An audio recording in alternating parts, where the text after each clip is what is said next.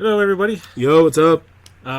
Welcome to episode 16 of the Anime Mystics podcast. You know, every time you increase that number, I laugh and be like, man, that many. All right. Well, wait till we get to like the higher double digits. Jeez. Oof. All right. Anyway, this is going to be our end of the season anime wrap up. So episode. Summer 2019 wrap up? Yeah. Mm-hmm. We're not going to talk about every show that we watched. It's mainly just what we watched, like, together, like, at the same, like... Concurrently, yeah. Yeah, concurrently watched. Yeah. Except for one show that I'm going to do that Sano over here didn't watch. No. And that's just because I got to kind of rant about it. Oh, great. Well, then I'm going to be entertained. We'll all learn together. All right. No, I'm down with that. I did a little bit of ranting at the end of my my reaction video, but I still got more I gotta say. Okay.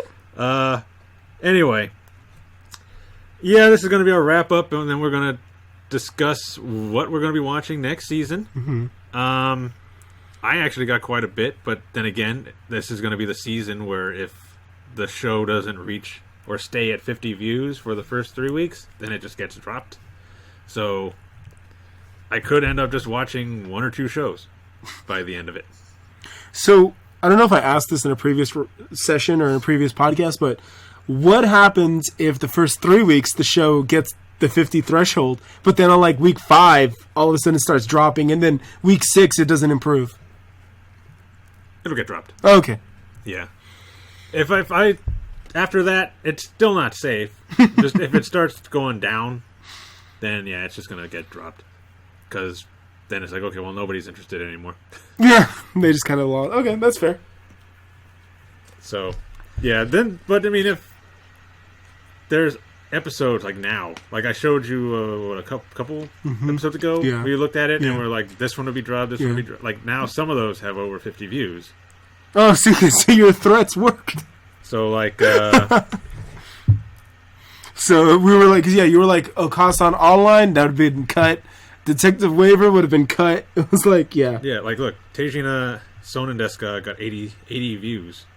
Wow, really? Are You Lost got 80 views? Yeah, like 84 views. And I think it might have to do with my thumbnail.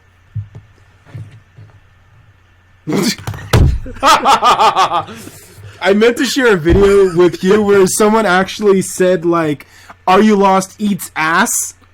And I'm just like, wow, you guys aren't even, like, trying to hide it. You guys are just like, boom, in your face. Wow. All right. Yeah, and then Tejina, it wasn't as bad, but it was the balloon scene. I'm surprised they let you keep that up. Yeah, I'm surprised it's still monetized. Our podcast isn't even monetized this time. Amazing. And I don't understand why, because there's not like there's anything bad in this. It's probably my potty mouth. It might be, but whatever. I don't really care, you know? It's all good. But yeah, those two got like higher than 50, and like I said, the few weeks before it was less than 50, so... Wow. We'll see. How do the Demon Slayer videos typically go? Demon Slayer is usually close to 100. Okay. What was it this time? This time... Oh, I haven't uploaded the last episode yet. Okay. But the one before that had 89 views. Okay, not bad. And then before that was 139. And then it was 81. So, see, it kind of fluctuates. Got it, yeah. Dumbbell had 132. This time it only has 39. But then again, my thumbnail for the last one was Tachibana Sensei and her cosplay. So that might have been the reason why it got more clicks. Hey, I told you, man, Sensei's the best character in Dumbbell. She is. Absolutely. But yeah, that's just a little bit of what we're going to be talking about this episode. Cool. Yep. There is a little bit of video game stuff. Yeah. But still not a whole lot of new news coming out. Yeah, I was talking to Roman before we started recording, and I was like, oh yeah, Code Vein and Atelier Riza, I think Riza, they looked pretty interesting. and I'm going to keep my eye on them, but since I haven't had any hands-on or seen a whole lot of videos or gameplay on it, I can't really say too much. So in fact, I have the Code Vein demo downloaded, and it even got an update, but I just haven't played it. But I mean, it looks fun. It looks fun as hell, but I'm so slow with these things. But yeah, maybe someday on a future podcast we'll talk about it. Yeah, I want to get back into gaming, but I have like so little time. Yeah. Maybe if I keep doing this 50 view drop the show thing, I'll have more time. There you go. Because I'm going to run out of shows to watch, like that I dropped or put on hold or stuff like that. So I'll just be like, I'm just going to play games. There you go. That'll pass the time. Yeah. Because I still got to finish. The last Doom. Like wow. It's not new now. I think it came out like a few years ago. Yeah, Doom 2016. Yeah. I still got to finish that. Oof. I still want to buy God of War. Ooh. There's like a bunch of games that came out that I wanted that I never got to play. That maybe now I'll have the time to play if I keep doing this. You know, because you antagonize them all now. Watch, they're all going to start watching these videos and get you over 50 views. You're never going to get a break. That's probably what's going to happen. Yeah. We'll see, though. I guess I could mention it here for those who did not see the community post. This is about my cousin Belle. Mm-hmm. I made a community post yesterday because she actually came over this weekend. We didn't record anything, but she came over. For those who saw it, you already know, but for those who don't, the reason she has been gone for so long, 2 reasons. One, her job actually fired a bunch of supervisors, and she's a supervisor. And then they put a freeze on hiring because they're losing a ton of money. So they can't hire anybody. And she's one of the only supervisors in her section, so she's like working every weekend. And I think she only got 1 day off. Wow. The entire week. Like I was getting, or am getting. But during that time, she got pregnant. So she's also 6 months along with that, and it's been giving her a lot of back pains. So she can't sit for too long. Yeah, that's not good for anime. Yeah. She says she wants to try doing it sometime soon to see how she feels, but if it doesn't look like it's going to work out, then we're just going to go back on our break until she gives birth and feels like she's ready to come back. Cool. So, for those who don't get the community post, because I just got a message on Discord saying that apparently he didn't see it because YouTube likes to give him community posts from people he's not even subscribed to, and doesn't give him the community posts for people he is subscribed to. So, yeah. If you're listening to just the podcast that we do, then that's what's going on. There you go. That's what's going on with Belle and the One Piece reactions. So when she's able to, we'll come back. Cool. Could be next year, though, because, like I said, she's 6 months along, and she's doing January. So, could be a little bit. Cool. So, yeah, just an update. All right. So you ready for this? Yeah, let's do it. Let's dive in. All right, so we're going to do the same order we've been doing this in, starting with the 2 short series. Yes. So we got Tejina-senpai. Yes. Actually didn't seem to have much of an ending. It just kind of did its normal thing, and it was just another episode, and then boom, the end. Just another episode. Magical Senpai's magic tricks popped out of her bunny costume. We'll leave it at that, so that hopefully this video doesn't get demonetized. Yep, just enhanced her magic. Yes. So, but yeah, all in all, it just, it also, except for like the sister / teacher, every other character came back. Like Takahashi Rie Science-chan, she came back. Shark. So yeah, sure. So it's like they just kind of brought everybody back for the finale. But yeah, it was just kind of like, okay, the end. There was no ending. There was no like theme song playing during the ending. It was just another episode. Yeah. And they didn't even say the end at the end. Right. So For all we know, it'll probably just be back in a couple of weeks, like nothing even happened. Yeah. But yeah. It was just, it was a good episode, though. I did enjoy it. Futanari. Yeah. Yeah, we grew some new appendages, let's say. That's the second time they've done that. They really love that. They love that gag. They love balloon schlongs. They do. Oh man! So, but overall, like I said a couple of weeks ago on earlier podcasts, people were giving it crap. They were like, "Oh, this show's dumb. This show's," and it's like, sometimes you need a show like this. You need a nonsensical fan servicey show to just kind of break it up, just to kind of remind you of like anime's roots about being a little pervy, being a little naughty, and sometimes the character's kind of dorky. But overall, I thought it was perfectly fine. I thought it was good. I don't know how much it changed from the manga. Yeah, I don't know about that. I haven't even looked up the manga. And I believe it was 4 Coma. Oh, was it? I believe so. That's why they made them the 15-minute episodes. Okay. So I knew that it was a little bit raunchy before coming into it. I've seen some things floating around like Facebook and whatnot, but I never knew it was to that level.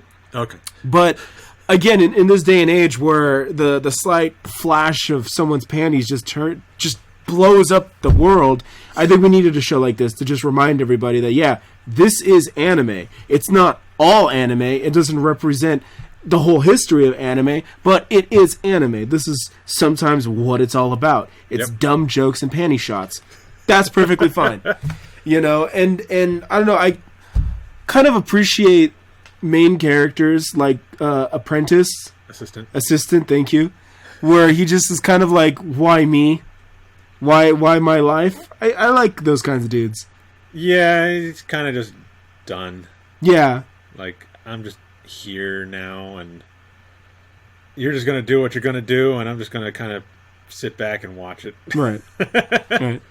And what's funny, though, is that for all his complaining, he never, like, got angry at looking at, like, Magical Senpai. Like, he never, at the very end, when it's all, like, everything pops out, he was completely cool with it. But when he had the opportunity to, like, hook up and make it steady, he was just like, no, never. I would never date you. And it's all like, but you're already interested. You're already there, bro. Just make the leap. Exactly. So that kind of struck me as odd, but I mean, he got jealous when he thought she had a boyfriend. Right. And it's like, you think about it, but then it's like, for a show like this, I think we're thinking too deep into it. You're trying to make sense, like, why won't they just date? And it's like, that's not this kind of show. Yeah. That's beyond the capabilities of this program. Look where the pigeons are coming from, man. Exactly. So it's popping out of everywhere. It's not where they normally should be. But again, like I said, we needed a show like this. Shows like this, shows like Shimoneta, I think that they keep the spirit of anime alive, and that's why, again, I have such an appreciation for it. So that even though I see people like ragging on it, and it's not making top 10 lists, and it's getting like Roman has to put on Futa balloons, screenshots to get views. I mean, again, it's not going to win any awards, but it's definitely a great time sink. It is. So just a funny anime to throw in between all of the shonen and serious anime that's out there. And, going to the actual concept of it, I'm pretty sure all of those magic tricks and techniques are actually real. Oh, yeah, I'm pretty sure. I'm pretty sure those. So, in other words, they wanted to make this dumb fan service anime, and then they went out and researched actual magic tricks. Kind of like dumb fan servicey survival anime. Right, or dumb fan servicey working out anime. I'm noticing a theme this season. So yeah, it's all like, so we're gonna go learn like palming and how the swords and the box techniques go. By the way, panties. Yeah. So it's kind of like a lot of effort went in here, and again, the average person that's just gonna try to dump on it just because it's just dumb fan service, pointless fan service, and panty shots, blah blah blah. And then they don't understand that someone actually had to go and like read a book on magic or talk to a magician, consult a magician on how to do these things. Go watch David Copperfield, Penn and Teller, stuff like, and but they can't get past Panty Shot. Right. Yeah, that's kind of sad. It's like that's part of the misdirection. Yeah, exactly. So, and then on top of that too, same concept with Science-chan or Sharkmouth. Yeah. She's over there like magic is just science, and then actually uses quote unquote science. So it's kind of like, all right, there we go. I mean, I do kind of wish they showed her a little more, but I wouldn't let her near me. She might bite my arm off. Think I was like a turtle or something. They wouldn't be able to, man. It's Takahashi today. She ain't cheap. She's expensive. So you should consider yourself lucky you got all the megamine that you did. But that's fine. We had Senpai, so I was cool. Tejina-senpai, yeah. So her and her sweaty palms. Oh, god damn it. Completely forgot about that. Thank you for reminding me. But again, like I said, it's all the dumb stuff that makes this show enjoyable, I feel. It's because it's pigeons coming out of here and balloon fuda and sweaty palms and she got pooped on by the bird, didn't she? I just remembered. That was what, episode 3? Yeah. She's just in the tree trying to get her birds back, and they just pooped on her. An assistant just walked off and left her. Yeah. She couldn't even get down. She's like, I can't get down. She's like, well, that's your problem. Walked off. I'm going home. Like, thank you. Just let me get pooped on by birds. Like I said, it's hard to understand assistant until we're in his shoes. And it's all like everyone is just like, oh yeah, Tejina-senpai, she has a moe fang. She's great. And then you see everything that assistant Kun, he got his $10 bill cut up and everything, So, yeah. Just about everybody got a $10 bill cut up. True. Yeah, because she's always trying to do that trick. So she's like, let me see some yen. Okay. The 10,000 yen, yeah. And cut? Oh, don't worry, I can put it back together. And then she doesn't. And then she just pays them money. There you go. Here's 10,000 yen that I owe you. Madoka, bless her. Bless her and her sweaty palms. Yep. Oh, man. Like I said, I get sweaty palms sometimes, so it don't matter. Yeah, but they don't make that bead of sweat. That's like, oh. I remember in high school, when we do gym, we'd be doing push-ups outside, and there'd be a whole outline around my hand from the sweat. God. So, you might want to rethink that comment. Okay, for the rest of us that are not anime characters, like Tejina and Roman. Oh, man. I sweat a lot. I can't help it. I don't know why. Maybe you're just nervous about performing your magic tricks. Maybe. Stage fright. Oh. Hypnotizing didn't help either. But well, for what it was a good show. Yeah. It was funny. It had a good amount of fan service. Yeah. Easy watch, in, out, 15 minutes. You're on with your day. Yeah. You're off to practice magic tricks. Yep. And probably doing better than her. So, how would you rate it? Roman and I were discussing if we were going to rate these shows, so we'll be subjective. And our ratings can either be in letter or number form or just general ending, closing comments. So, Roman? I believe in my reaction video I gave a number, but I think for this I'll give a letter. Okay. So, like I said, for what it was good. It had a pretty good comedy. I liked a lot of all the characters. Good amount of fan service. I think I would give it like maybe a B-. B-. Okay. Yeah, B-. I'd give it a 7 out of 10. 7 out of 10? I'd give it a 7 out of 10. Yeah, like I said, it was pretty solid. It had the fundamentals of typical animes that I've seen, I've enjoyed in the past. Is it going to shatter your world or break any new ground? Probably not. Well, maybe if you're a social justice warrior. If you're a social justice warrior, man, this is an open season right here, man. Yeah. Just pick an episode, go crazy. You'll have Tumblr posts for weeks. But and I'll pick the beach episode. But yeah, like I said, it was an easy watch. Not for everybody, fair enough. But I think that I think there's a fair amount of people that would appreciate it. Yeah. And like I said, the characters were endearing enough. I had fun with it. So 7 out of 10 for me. Cool. So I guess I'll be doing letters, and you'll be doing numbers. Okay. Sounds good. Yeah. So it works for me. Just based off of this one series we did. Yeah. Works for me. All right. So from one 15-minute anime to another, we talked about it a little earlier with Sounan Desu Ka, or Yes. Are You Lost? Yes. Dumb fan servicey survival. Yeah, anime. you're gonna hear a lot of common themes going on here.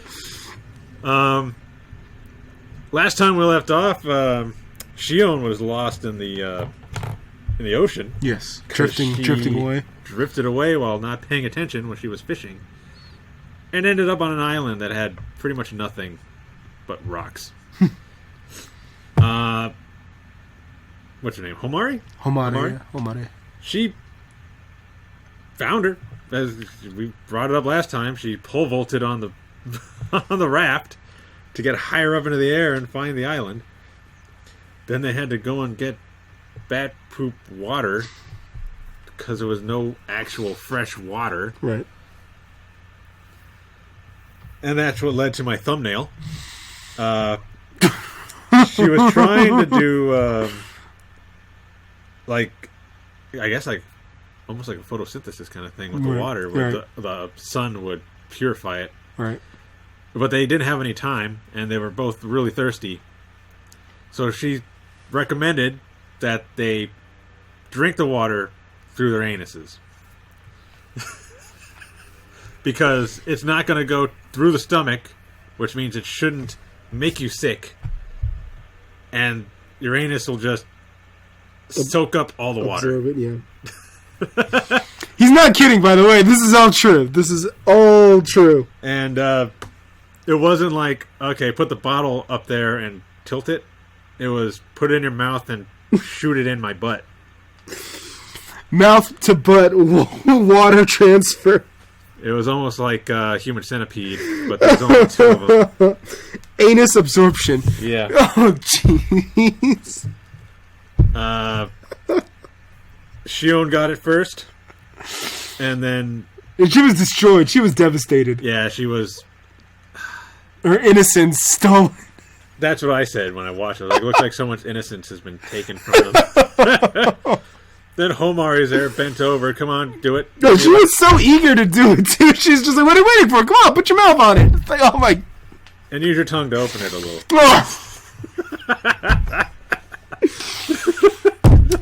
This is some quality anime. What do you mean the show's only 15 minutes long? Why is it longer? Oh, man. And yeah, Shion was the only one who was like, we're not talking about this ever again. And they get back to the island, and they're like, you didn't bring any water with you. How'd you guys survive? And Homari's about to tell them, we had to drink the water through our... And Shion was like, nope. It was determination. That's how we survived. We were just determined to get back here. Yeah, I can't believe I have to talk about this. Oh my goodness. I mean, it worked. They survived. They did. But... At what cost? Yeah. Shion's innocence. Again, I love Homare to death. I think she might be best girl. Like, absolutely best girl. But she was so eager. She just didn't even care. She didn't even think about it. Which I think is something they said earlier in the show, is that Homare doesn't, like, think about people's feelings. She's more, like, concentrated on completing the objective. Survival. Yeah, in this case, survival. And she doesn't really consider, like, anybody else's feelings. But for the mouth-to-butt water transfer, she was just all like, boink. There go the panties, and she's sticking it out, and she's just like, "What you waiting for? Boom! I'm thirsty." I'm like, my goodness, this girl. Man. Then they had a kind of a feast because the other girls prepared food for them when they got back. Yes. If they got back, they weren't 100% sure. Yeah, that would have been awkward if they wouldn't have made it. Yeah. So, because, you got to eat that food, man. Finding food is hard in the middle of a deserted island. So you got to eat it, but it's just going to be an awkward conversation. Well, wouldn't it be nice if they were here with us to enjoy this delicious food? It would be. Well, better eat it, don't want it to go to waste. Yeah. Because it's tough getting all this. There's probably a lot of their rations. Oh, man. And that one ended with an open ending, too. Because we see the dad is on his way. Yeah, Homare's dad is on a mission. He's looking for her. Yeah. Watch him find them, get them off the island, and then get stranded on another island. Because Homare's on the boat. But if the dad is there, then I think it would be a little bit better, a little bit easier. Because he's a survival expert, straight up Bear Grylls over there. Yeah. But yeah. then we wouldn't get the anus to mouth thing. Jeez, I knew you were going to be... I was waiting for you to bring it back up, and I'm just like... There'd be much less of that, unless he got injured and they had to take care of him. Look what Homare and her dad do. Yeah. Yeah. They didn't do a flashback, so I'm assuming her dad didn't come up with that. Because usually they show a flashback of her dad explaining why they're doing it, and this time they didn't. I wonder why. So it's like, oh my goodness. What's funny is that it ended on a weird note like it began. Because in the beginning, remember, Homare offered to just straight pee into Shion's mouth. Yeah. And now it ended with her going mouth to butthole transfer. So more or less ended like it began. Weird. Just with the other end. Correct. But that's basically been this whole series. Yeah. It's been pretty weird as far as what they've been coming up with to survive. Correct. Some of it's been very useful sounding. Like a knife. Yeah, like the knife. Hunting. Yes. Like getting rabbits or anything like that. That's been pretty useful. Even though they hardly ever catch anything. But rabbits are kind of smart. Correct. I would assume. Correct. Finding water. All that's been useful. Yeah. But then you got like the pee in their mouth and you gotta survive, but can't you just put it in your shirt and then wring it out so it at least gets a little bit of filtration? And they rub themselves down with dung to cover up the smell? Yeah. I forget for what. They were trying to catch a boar. That's right. Yeah. They were trying to catch the boar. That was at the last episode, wasn't it? Yeah. Here's one thing that got me. Shion just put her mouth on Homare's butt, and she's freaking out over putting poop on her hands. She's a delicate flower, okay? It's like, you did worse. You could put the poop on your hands. She's delicate, okay? And your face. There was a face, too, right? Stop bullying Shion. I can't help it. She just kind of useless. She's doing her best. Man, on this deserted island, that might be the most important thing to do. Oh, man. But, same thing, though. I wonder, if with this show, if they actually consulted, survival experts or, outdoors people, if they actually talked with them, researching this show. It seems like it a little bit. Yeah. Maybe they just watched a lot of Bear Grylls. Bear Grylls. Point the episode out where Bear Grylls ate deer balls. I don't know. Let me watch all the episodes. I'm sure I could find one. Oh, goodness. I could find one where Andrew Zimmerman probably eats some. Oh. Goodness. That dude eats all the balls. No, Dad, no more balls. I'm talking about the first episode too, where the eating cicadas. Oh yeah. She gave a kiss to Mutsu. Ah, tastes like crickets. Oh, this show's great. Yeah, it was a good show. Yeah, I appreciated it. I think I definitely liked it more than like Tejina-senpai, and it probably was because of all the situations and the scenarios that they got put in and how they got out of it. It was very clever, but at the same time too, it was kind of practical. But then the fan service just brought you right back out and was like, oh yeah, it's an anime. But at the same time too, most of the fan service wasn't really out of place. No, it was like they had their clothes off because they were in the water, right? Or they needed to do something that was going to get them dirty, or right. It made sense. So, yeah, it was pretty practical, honestly. So, but again, same thing. Like I said in previous episodes, nobody's like watching this show. No one's like talking about it. It's really sad. It's good. It's really good. I guess they don't want to see girls surviving. Yeah. I mean, you watch them do everything else. You might as well watch them survive. Yeah, and yeah, I mean, maybe they really like bunnies and they don't like them being, skinned alive for survival. Yeah. I wish they would have shown that whole thing. I'd like to know how to skin a bunny. You never know. I could be stranded somewhere and need to hunt a rabbit. When you get on a plane and you sit next to someone and she's introduces herself as Homare, you pray. No, I get off the plane. Get off. I go, can I change my flight? I'll pay the fee. Just let me change my flight. This plane is going to go down somewhere. And they were the only 4 that survived. Yeah. Was it a plane or was it a boat? I think it was a plane. Oh, okay. I think. I have to watch the first episode again. Okay. But I think it was a plane. Okay.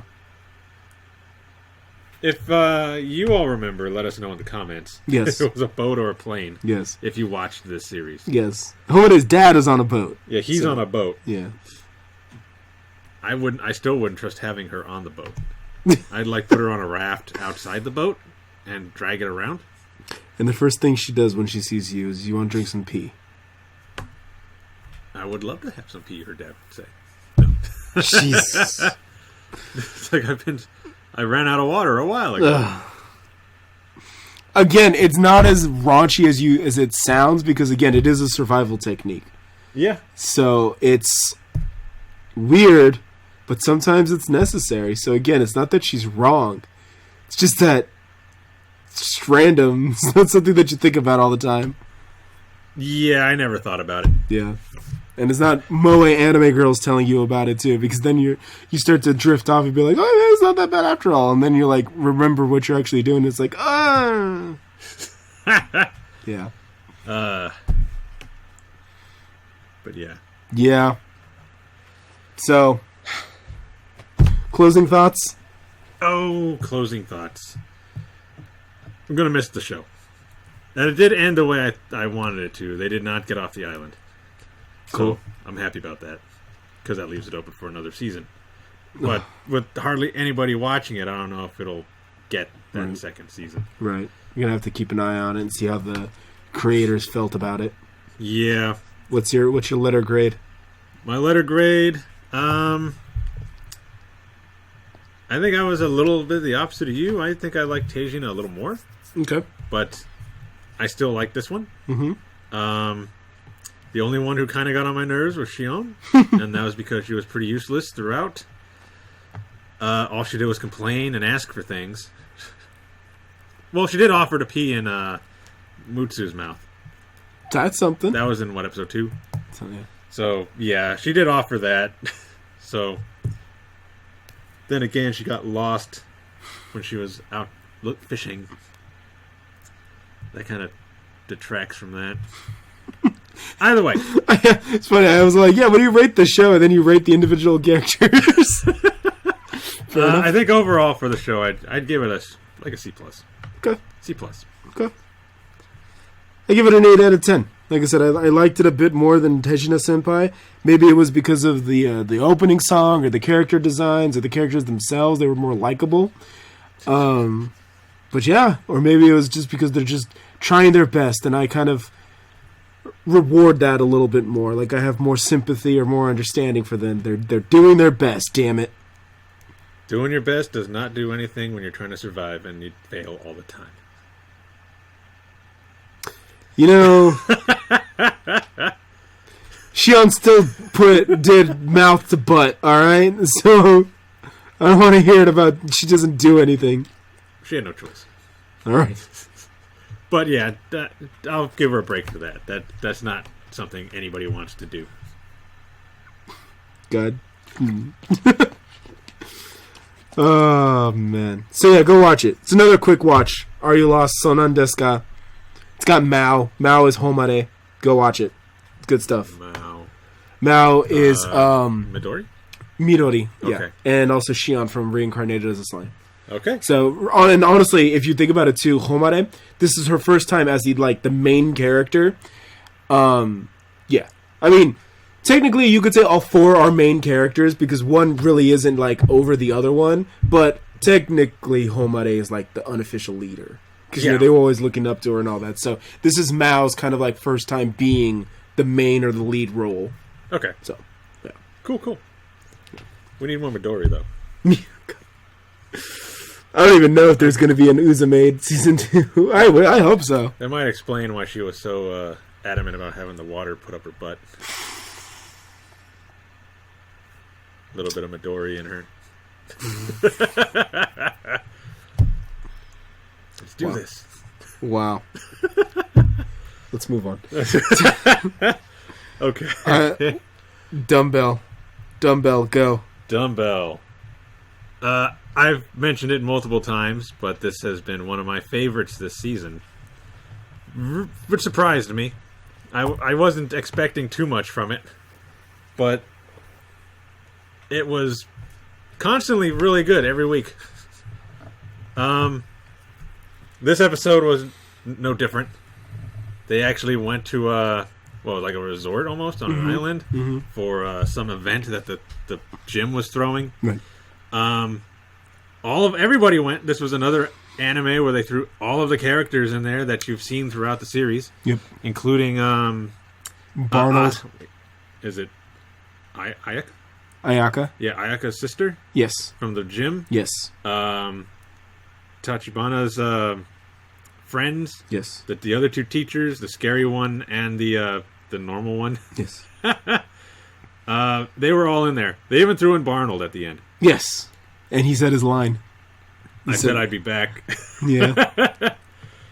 And he saved Jason and I don't know the name of the producer. The producer. Yeah, we'll just go with the producer. Yeah. Yeah, they all came back for the finale. Because they were dying on the boat. So, yeah, that was hella funny, though. Barnold just shows up. He's all like, yeah, Jason Statham.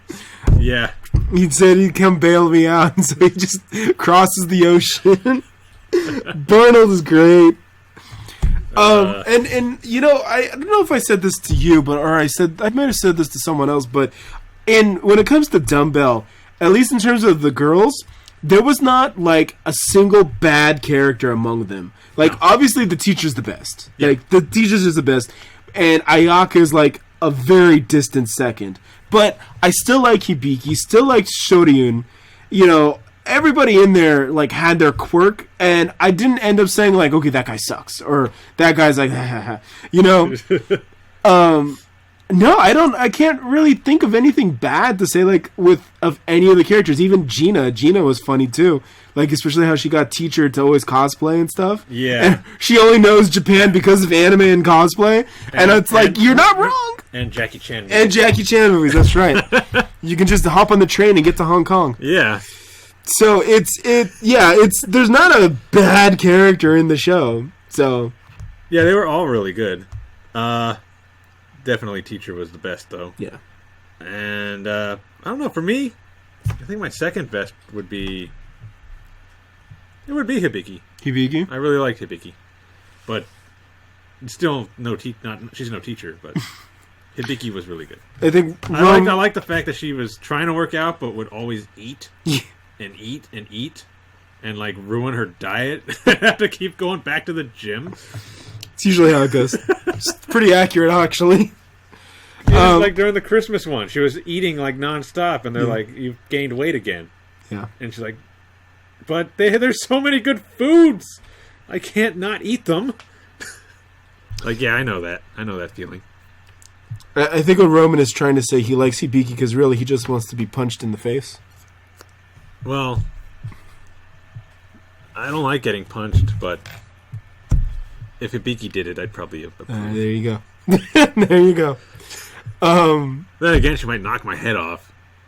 She hits pretty hard.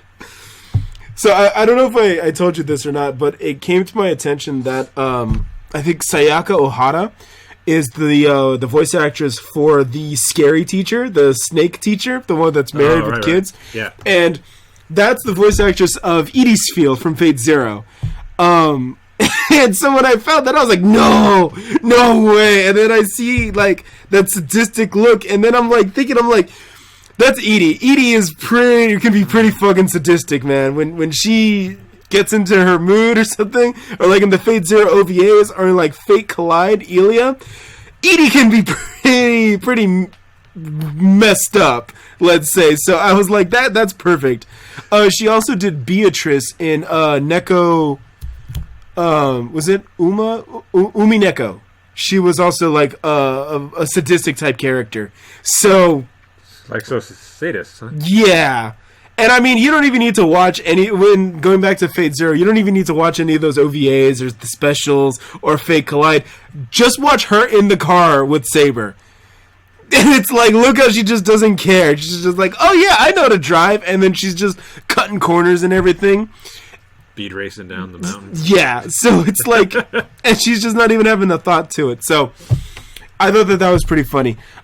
Teacher is voiced by Horiyui, so, and Horiyui is a veteran, long-time veteran now, over almost 20 years, honestly. So, Horiyui debuted as Naru in Love Hina, so that tells you how long ago she's been in it. She was a main girl, right? Yeah, the main girl. Okay. I never really watched Love Hina. Really? Yeah, I didn't really watch it. The new age Ranma, basically. Ah. Yeah. Okay. Probably why I'm so okay with fan services, because I grew up with shows like Love Hina, and now, like I said, now Horiyui is here in Dumbbell, and it's like, ha ha ha. But yeah, it was everybody works. Yeah. Everybody was good. Barnold Machio, the muscle god. The god of we must bow down to it. Machio, you must now take your muscle god status and travel the world. I can't. I have appointments already. Oh. Okay. I got clients I gotta take care of. and Barnold was completely cool with it. He's just like, oh, all right. Oh, okay.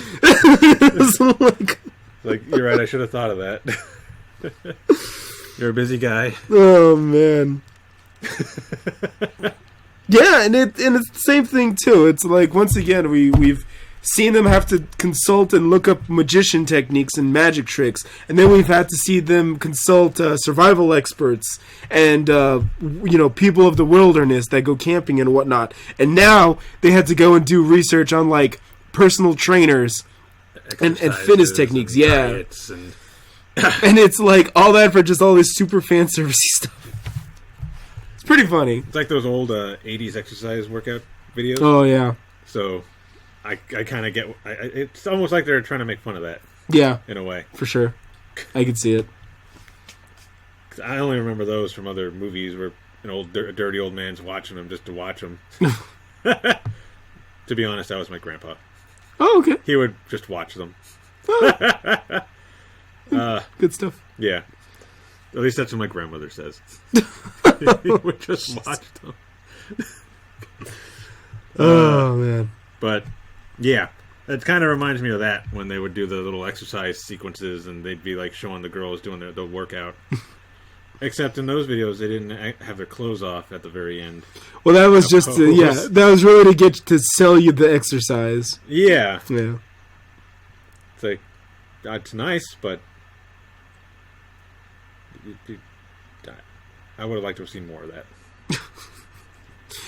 Yeah, dude tags me in Ayaka in the last one because he's all like, Ayaka finally let her hair down, and I was like, oh yeah, the last episode. Yeah, she did.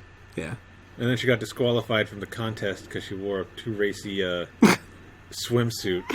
So if you buy the Blu-ray, they're gonna uncensor. I hope. Oh, God. What's she trying to do? The dragon. Yeah, the dragon lift. Yeah, the dragon lift thing. Yeah. And he wore that kind of swimsuit. It's like, Hibiki said even an adult would get disqualified for that. Yeah.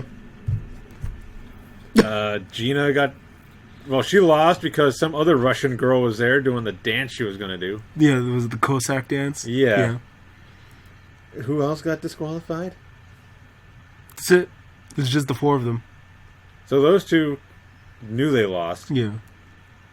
Akemi, she did handstand push-ups. Yeah. Straight up Jet Li. Yeah. I can barely do regular push-ups.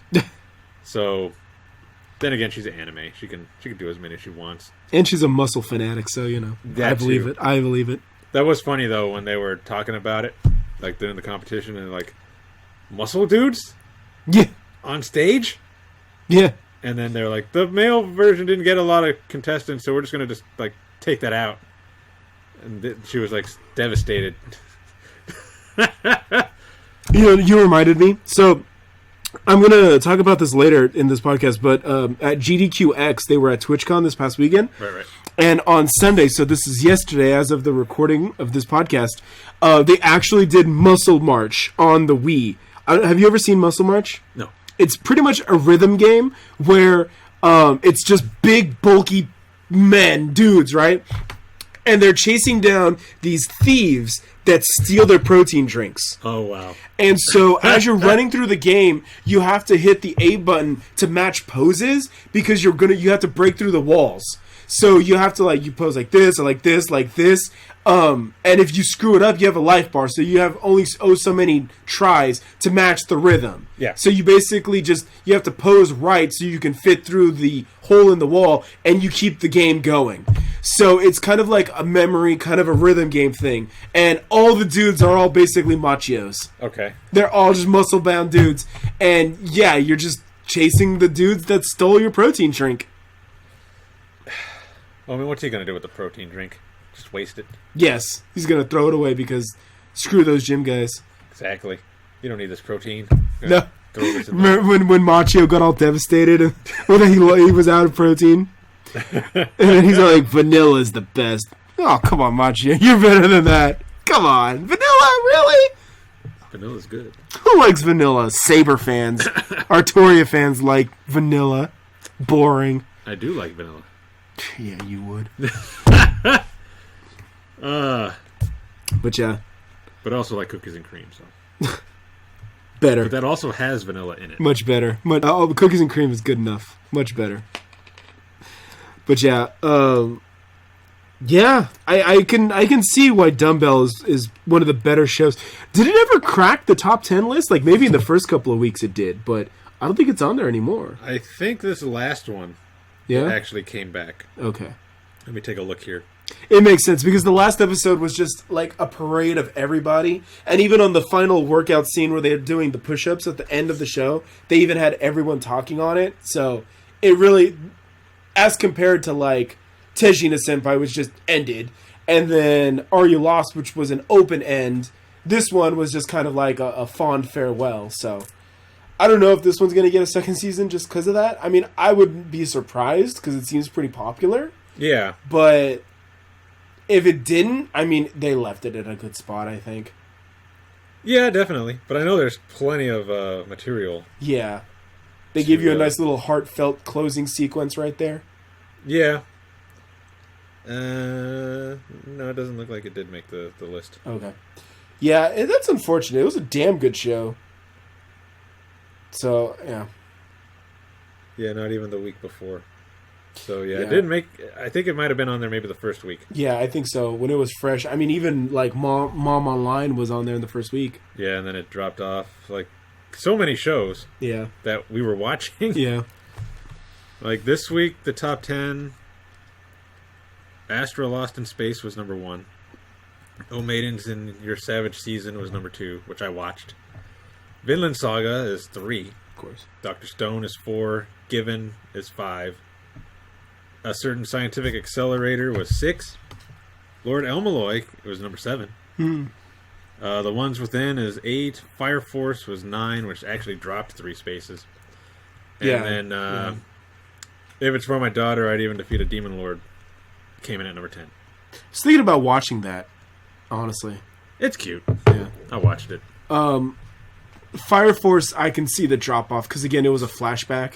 Oh, it was? Yeah, so I can believe why not a lot of people were like interested or they saw it and they were just kind of like, eh. Okay. So, but yeah, Dumbbell is just good though. You know, like I said again, I say this like every time we talk about Dumbbell, it just came at a good time. I feel because it's like I'm slaving at the gym and then I'm watching an anime with cute girls. It's like, oh, okay, and you know, and I make those jokes on my Facebook every time. Not every time, but once in a while I do. Because it's just kind of like, how can you not listen to that opening and not get psyched up for the gym? So I got it on my playlist. Yeah, it's encouraging. Yeah.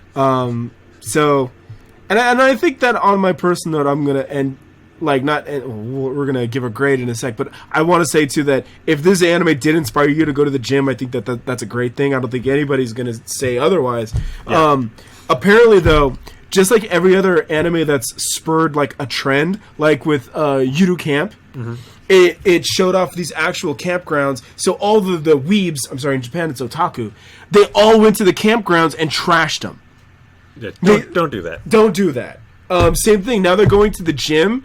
And they have these like Tejina-senpai sweaty palms, and they're leaving it all over the machines and the equipment, and they're not wiping it down, and it's like disgusting. It's just ruining it for all the actual machios that go to the gym. So wipe down your machines. Yes. Wipe down your machines. Be respectful. You know, that's great. If this inspires you to go to the gym and all that, I go for it. I wish you the best, and just be respectful. You know, and stick with it. You know, it's hard and it's rough and it sucks.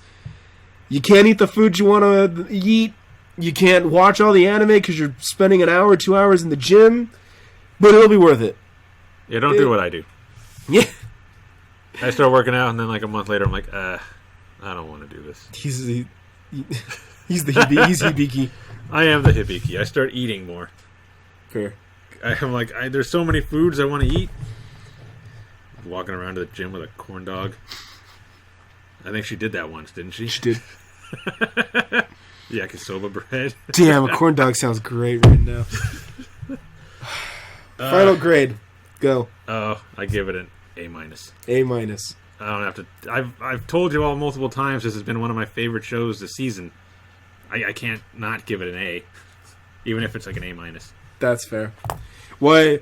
I'll take the bait. Why an A-, not an A? What would push it over the limit to give you an A? What's it lacking? What is it lacking? Let's see. It only lasted 12 episodes. Okay. When I thought it was going to last 13. Okay. Disappointing. Okay.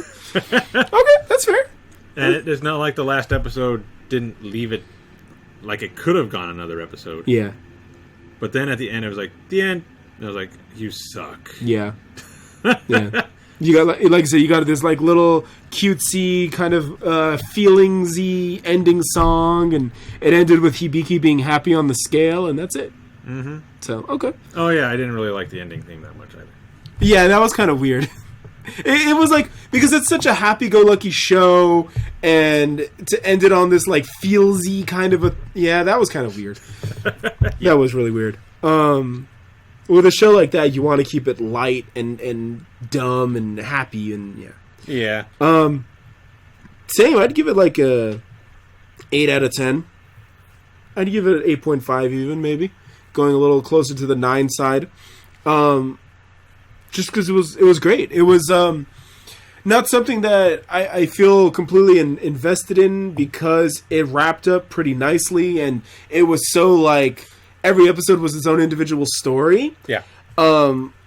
but it was good. It was good. It was definitely good. It earned its hype. I know a lot of personal friends that are into it. Everyone's laughing. Everyone's having fun. When I was at EVA, we were with a guy who actually, he is autistic, but he's like fully capable, fully functioning, and he also goes to the gym, and he also does ballroom dancing. Nice. And he watches Dumbbell. And we were at EVO in the middle of the Vegas heat, and I would just be all like, "Hey, dude, side chesto," and he fucking busts out side chest. And so that's the power of this show, man. Everybody just kind of falls for it, and that's pretty powerful. So, like I said, it's great. Yes. And then, like I said, all the girls were pretty solid. Yeah, I think maybe why I knock it a little bit personally is because it wasn't a cohesive story. Because it wasn't like, like a Detective Waver kind of a thing where it's like one big overspanning story. It just kind of was like everything was kind of like its own separate story every episode. So that's about it. And it kind of, ended like that. Like, oh, Hibiki, you've improved. Okay. And then, boom, end. So that's about it. But again, that's minor. I'm not going to say don't watch it. Definitely watch it. It's great. But it's not, like I said, it's the same thing. It's not going to shatter any records or open your eyes or be revolutionary to the anime world. But it's a great watch. Yeah. And, yeah, it's fan servicey, but at the same time, it's not like Tejina-senpai weird fan servicey. So, yeah. And they do make fun of the fan service themselves sometimes. They do. They actually do. Like, they'll call it out. They will, yeah, like absolutely. In the first episode, she's like, do we need these erotically charged, scenes? Even when Ayaka was doing the push-ups for Machio's explanation, and she's just like, you changed fast. Yeah. Yeah. Like, they break the fourth wall sometimes. Yeah. It's fun. It's great. If you haven't checked it out yet and you've been on, the fence, go ahead and check it out. Yes. Just give it a shot. Yes. You might enjoy it. Yes. All right. So I wrote this one down because I like pushing Roman's buttons. We want to talk about Mommy Online. No, I'll talk about Okaasan Online now.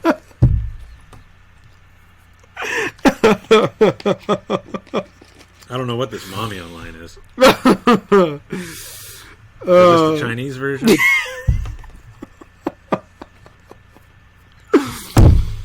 Oh, man. Motoko instead of Momoko?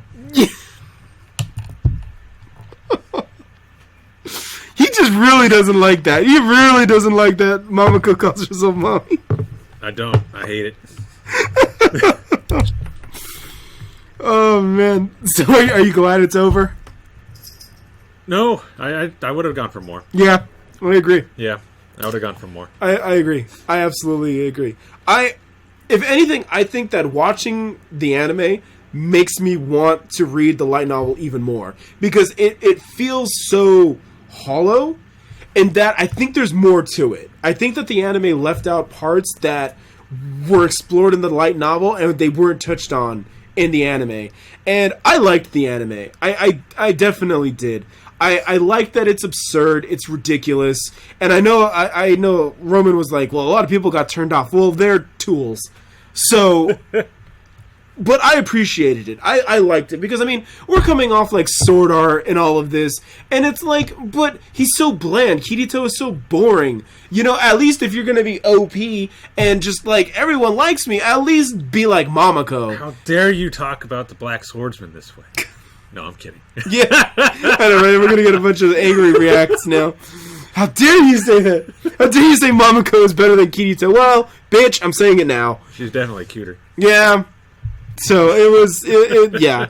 And that's what it is. It doesn't really try to disguise itself. It doesn't try to make anything like, oh, well, our character has depth. No, Momoko is OP from the gate. Yeah. They make that apparent, and they just make that the running gag. Mm-hmm. So it's like it embraces it instead of trying to hide it or make excuses or try to make workarounds like with Danmachi or even like a Sword Art. They just embrace it. It's just Momoko just knows everything. Like it's what's her special technique? Mommy's love. Was that a technique? it's kind of like the general term for it. So that's why it's like, mommy's glow and mommy's scold. God, mommy's scold. She's gonna scold you now. No. Yeah. That killed me. I died. I absolutely died. And again, I think I believe Roman and I are on the same page because remember a couple weeks ago, Roman said that he had issues with the Medi story arc. Yeah. And then the Medi Dragon was so weird. But then Roman was like, okay, this current story arc, I like it. And I think that, again, that's what we wanted to see. We wanted to see more of the finale story arc, where it was Momoko exploring the world, doing ridiculous things, being OP, and not just... There. Yeah. And I don't know. It was good. It was good. This last arc was pretty good.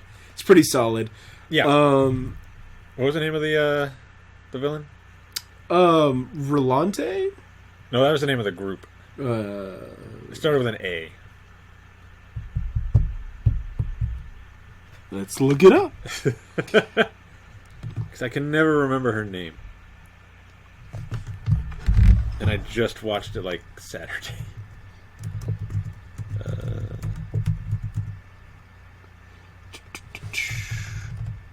So, Shirase. Medi. Oh, Medi. Medi. Oh, God.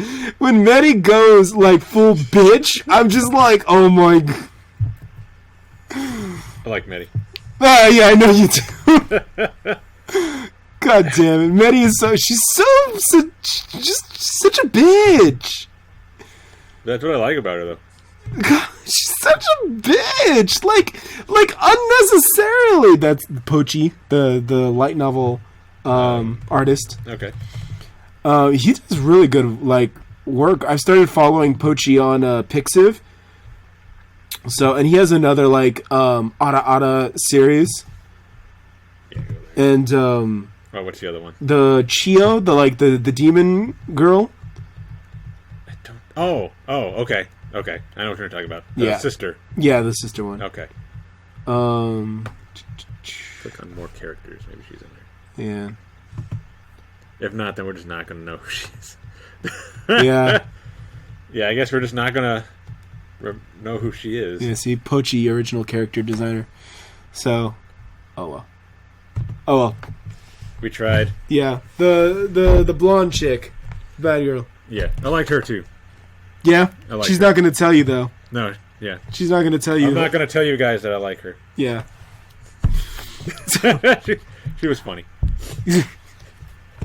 Yeah, it was. How should I put this? I'm trying to form words into a sentence here. The supporting cast often gets overshadowed by Momoko, but absolutely they have their gimmicks that make them fun. Like at the very end when Shirase was eating breakfast with them, and Shirase is all like, "Oh, I thought you would have been like, oh, give me mommy's panties." I died. I died. I laughed. God bless you, Shirase. I'm gonna miss you.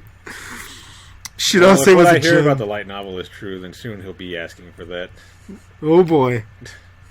Same thing with Wise. Wise apparently all of a sudden likes Masato. Did I miss something? Yeah, because I thought it was pretty obvious. Really? Mm-hmm. I missed it. I thought she was still being tsundere. Well, yeah, but that they usually do that for the guys they like, so... Yeah, but now all of a sudden she's just all up on it and all of that and all happy. Well, now she's got Medi to worry about. Right, yeah. Medi. Oh, and then there's Medi. Oh, she's such a bitch. Medi's great. And they're in your face about it. They don't make any efforts to hide it about how much of a bitch Medi is. It's like they say, "Can you not be such a bitch while you have such a beautiful face?" Oh my god. And Medi embraces it too. She's just she knows she's a bitch. She's a rampant bitch, and she's okay with it. Yep. To an extent, everyone else kind of deals with it too. They're just even Wise. Wise is all like, "What? You didn't insult me? What's wrong?"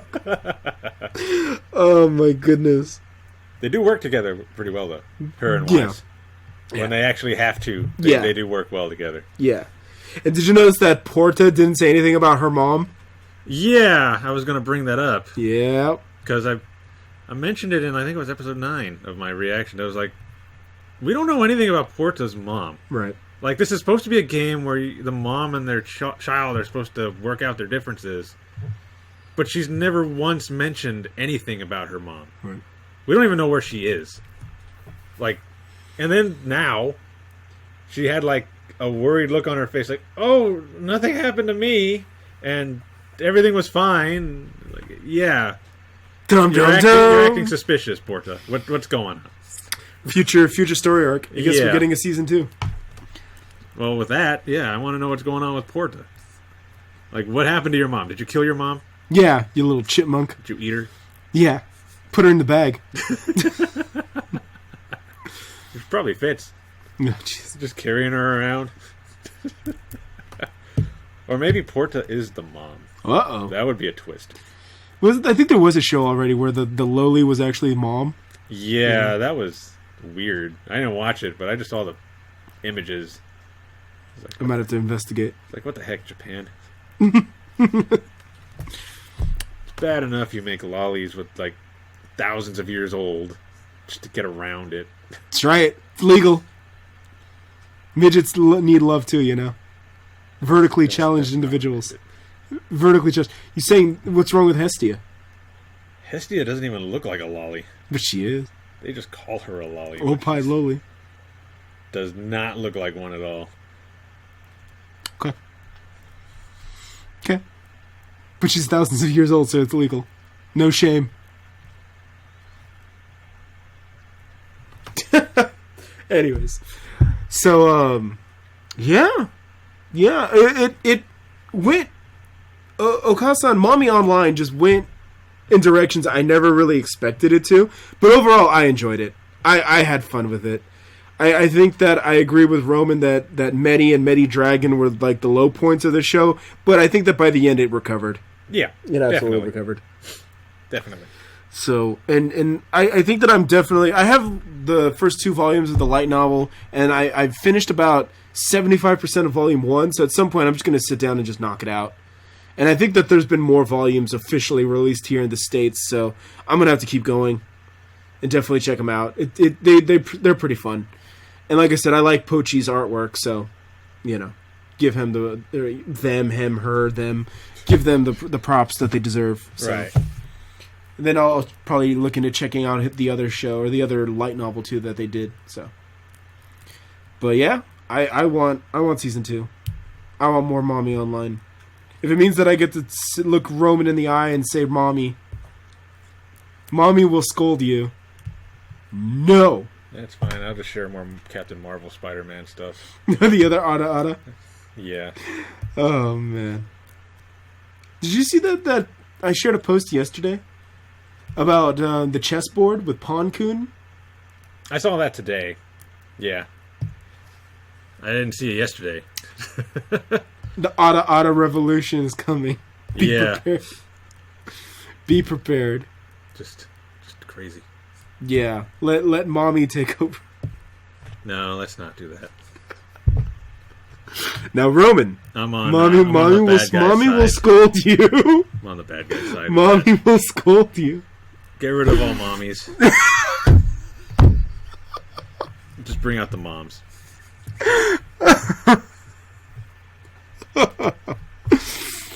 Oh, man. So, yeah. So, yeah. Yeah. Definitely a much better arc. Mm-hmm. Although the other moms did absolutely nothing. No. Except get their kids back. Yeah. But at least it does show you that they are doing this like MMORPG, and it's not just Momoko running around and maybe like Wise and maybe Medi. There are actual other like pairs in the world, so it's not, I guess, like flat or just limited, there Yeah. are actually other people coming in, Yeah, which yeah. again makes more drama as to what's going on with Porta. Yeah. But Whenever we yeah, find out what's going on with her. yeah, that should be interesting. So they haven't said anything, about season 2 or if it's coming back or anything, huh? Yeah. No, not yet. Anyway. Well, we'll have to keep an eye on that. Yep. Definitely. Yeah, I think that's more or less. It's more or less it. Yeah, that's like I said, it was great. It was I liked it for what it was. It came out this whole I in my FGO account on my USA thing. My message is actually called the Summer of MILFs, and Yeah. Momoko was a part of that. Raiko Lancer in FGO was another part of that. So but yeah, it was good. And again, Kayano Ai just sold it. She just sold the hell out of it. So props to her. I don't know if I told you this, but Toho Sniper, who's an FGO player, and he does like videos on YouTube and streams on YouTube and Twitch. Right.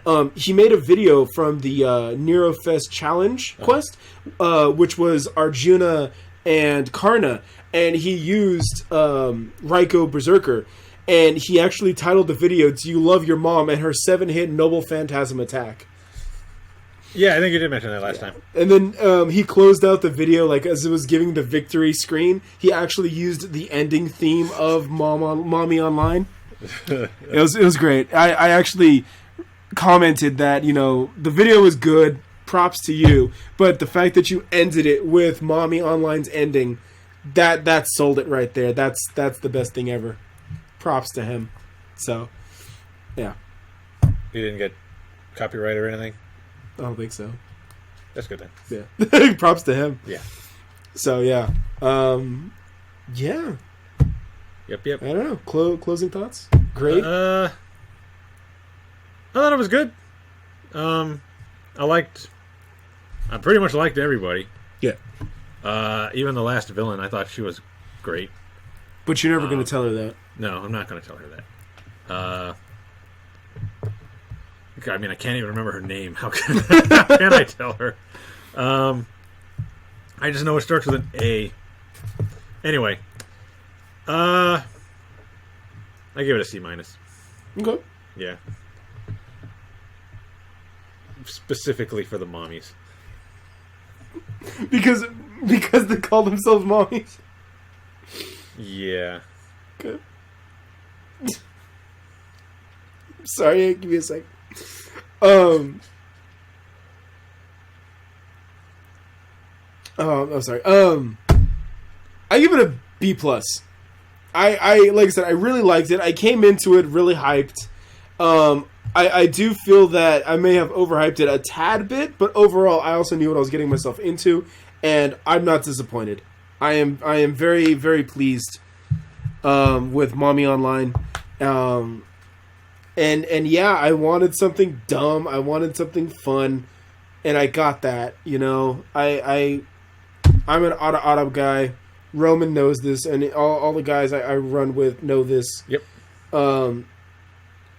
And yeah, I was not disappointed. I was not let down. And with so many isekais always coming out, there's always like 3 or 5 isekais a season coming out. I don't think I watched none of these other ones were isekais. So that and even though there were other isekais like Cheat Magician, and then the father and daughter one, That's not an isekai. That's not an isekai? No. Oh, from the title I thought It's it was just a fantasy. Oh, Because see? it just takes place in a world where there's magic and stuff. Well, to be fair, the isekai genre is a bit even more broad these days. Technically, I don't know, they're probably going to correct me, but even like Danmachi is considered isekai. Even though it's not an isekai, it's a fantasy setting, but it's still kind of because of the tropes. Yeah. Well, it didn't even really have any of the tropes. No. It was just a guy taking care of his daughter. Alrighty then. So then out of all the adopted daughter, I should say. Out of all the fantasy isekais that exist out there, this was like the only one I saw this season. So yeah, I give it a B+. And like I love Momoko. If anything, Momoko just carried the whole show. It doesn't even if anything else in that whole show, Momoko carried it. Momoko absolutely Kayano Ai is Kayano Ai doing a bang-up job. I'm probably going to go download that ending now. She needed more darkness mixed in. That would have been a weird mommy. That would have been a hell of a weird mommy. Jeez. If she was mixed in with a little more darkness, I could understand her calling herself mommy.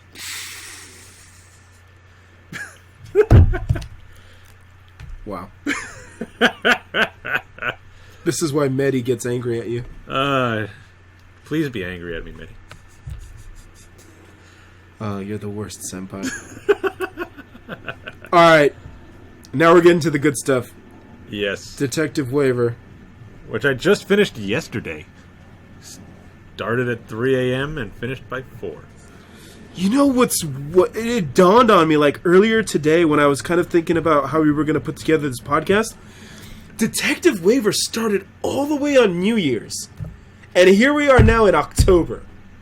Oh yeah, it was episode 0. Yeah, episode 0 was on New Year's. It was the New Year's special.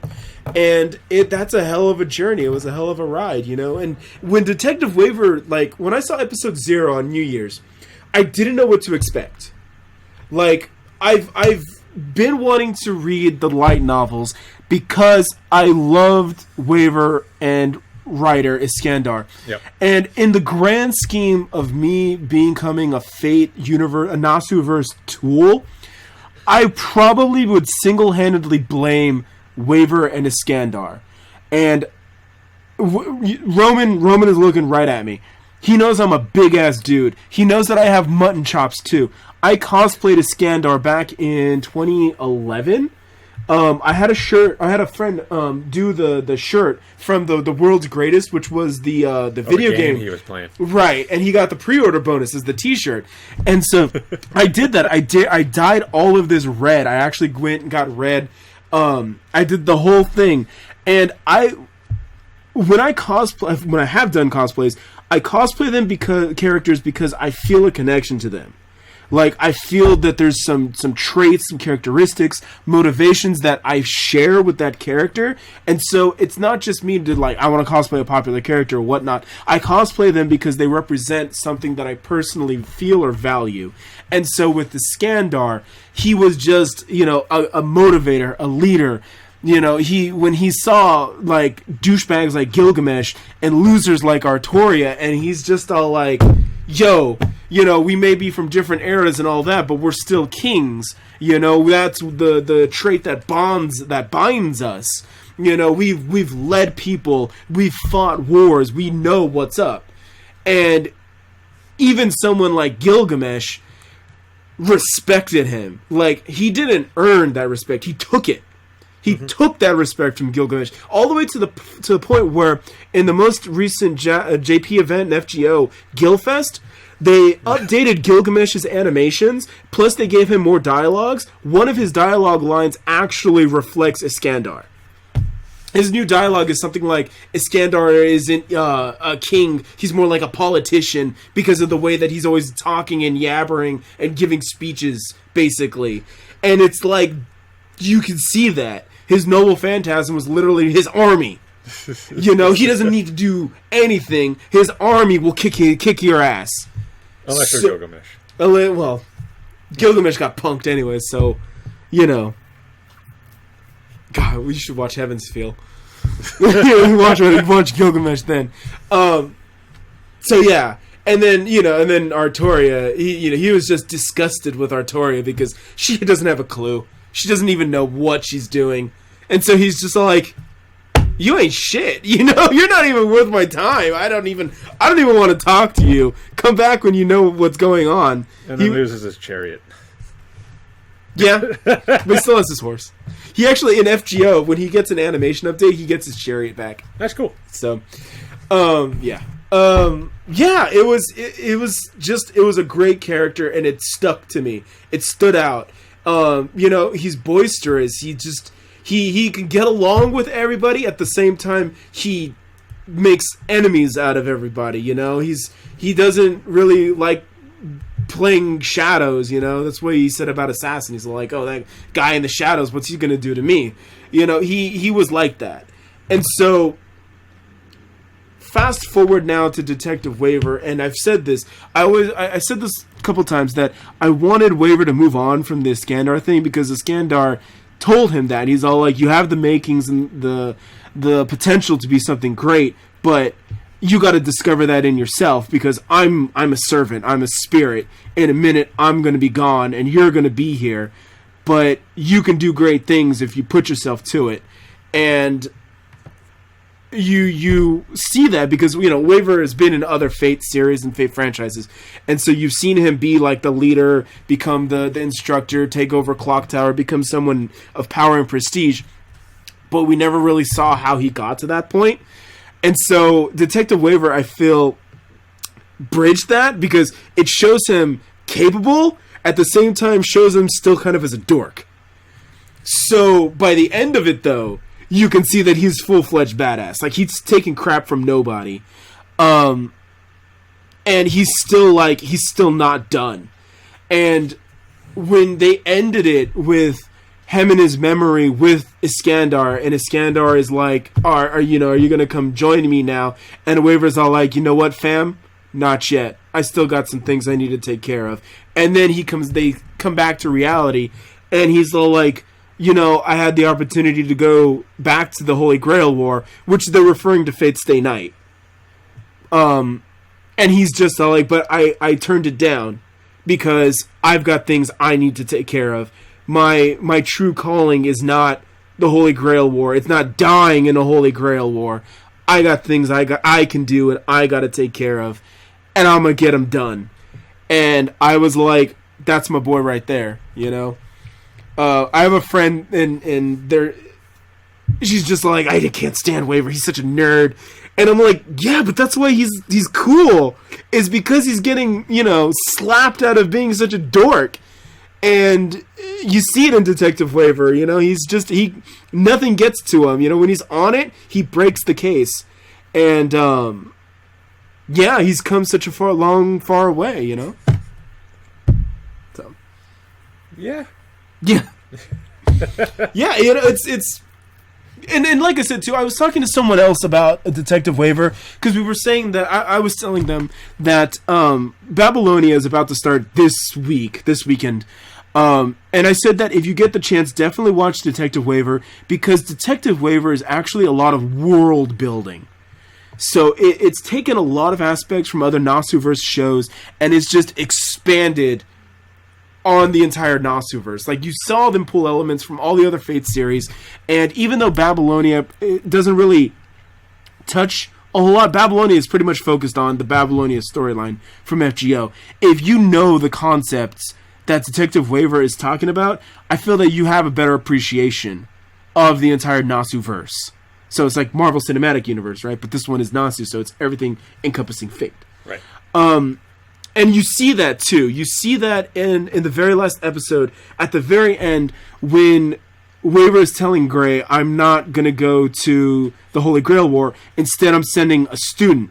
Do you know who that student is? I'm asking Roman. To what, the one that's in Japan. That's in Fate Stay Night? Yeah. Oh, trying to think about who was there.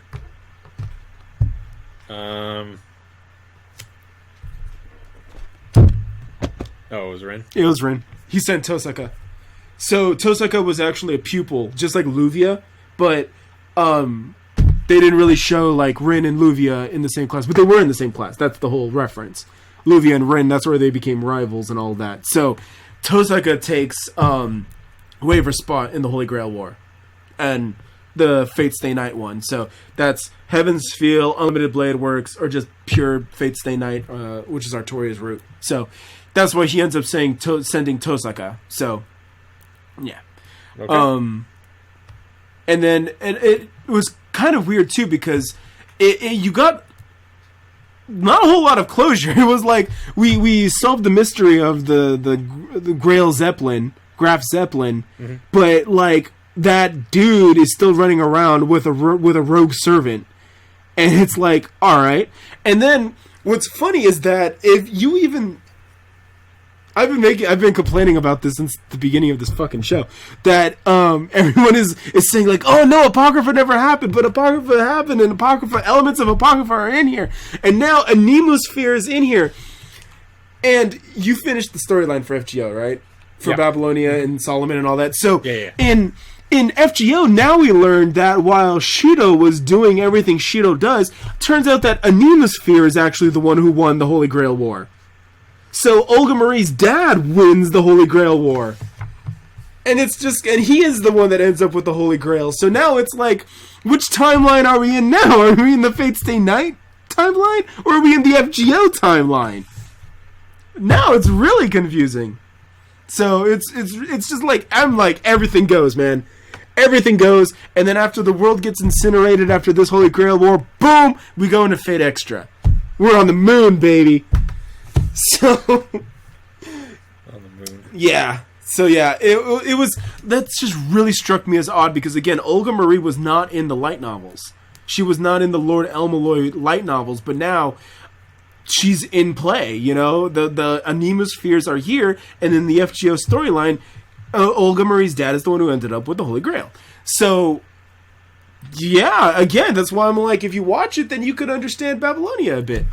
So, especially in episode 0, when you actually saw the old director, Olga Marie's dad, talking to Romani and all of that. So, even more so. Oh, for Babylonia? Yeah. Okay. Babylonia episode 0. I thought you were talking about Waver episode 0. No. Someone did make a fan art, and I shared it on my Twitter, but they actually took the director, Olga Marie's dad, from Babylonia episode 0, and then like drew him together with Olga Marie Chibi Olga Marie. So they combined the two into a fan art. So, but yeah, okay, yeah. So it's like I said, it's a lot of crossing the streams, and Detective Waver did a lot of world building. But if you're following it all, it's really good stuff. And then it say what you will about the rest of the show, but that ending when he actually came across Iskandar, and they actually got the dude that did Iskandar, I keep forgetting his name, he actually came back and was just talking, and I'm like, oh my Kokoro. Oh my heart, I can't take this. And, it's like, when they're on it, they're on it. When they're handling business, the guys that do the Fate stuff, they're on it. But yeah, and then it's funny, and it's both funny and good timing that we're doing Detective Waver and Demon Slayer like one right after the other, because I got to give a huge shout out to Reina Ueda, because she did probably my two favorite shows of the season, even though technically Demon Slayer is a carryover, but I watched Detective Waver first, and I saw Gray, and Gray is fantastic. Gray is absolutely just adorable. She's precious. And so I'm looking forward to seeing what they're going to do with her. And she needs to hook up with Waver. Like, age her a little bit so it's legal, and let's get on with it. But she also does, what's her name? Kaiao? Oh man, I'm killing it. Kanao in Demon Slayer. And I'm just like, Kanao is great too. I will gush all over her in about 5 minutes when we talk about Demon Slayer. But yeah, to just do two characters back to back who are just fantastic, I'm just like, she's on a roll, man. She has just been killing it this year. And yeah. Reina Ueda, I think, is like the MVP of 2019 with all the characters she's done. Yeah. So, Gray, and Gray too. Gray, I was a little surprised they didn't go more into Gray's backstory. They kind of drop hints about it, but I guess they're going to save that for season 2. Because like I said, they left a lot of opened stuff to talk about. So, yeah. Okay, so the VA for Iskander is Akio Otsuka. I have no idea. He does Blackbeard in One Piece. Oh, for real? He also does Souther in Fist of the North Star.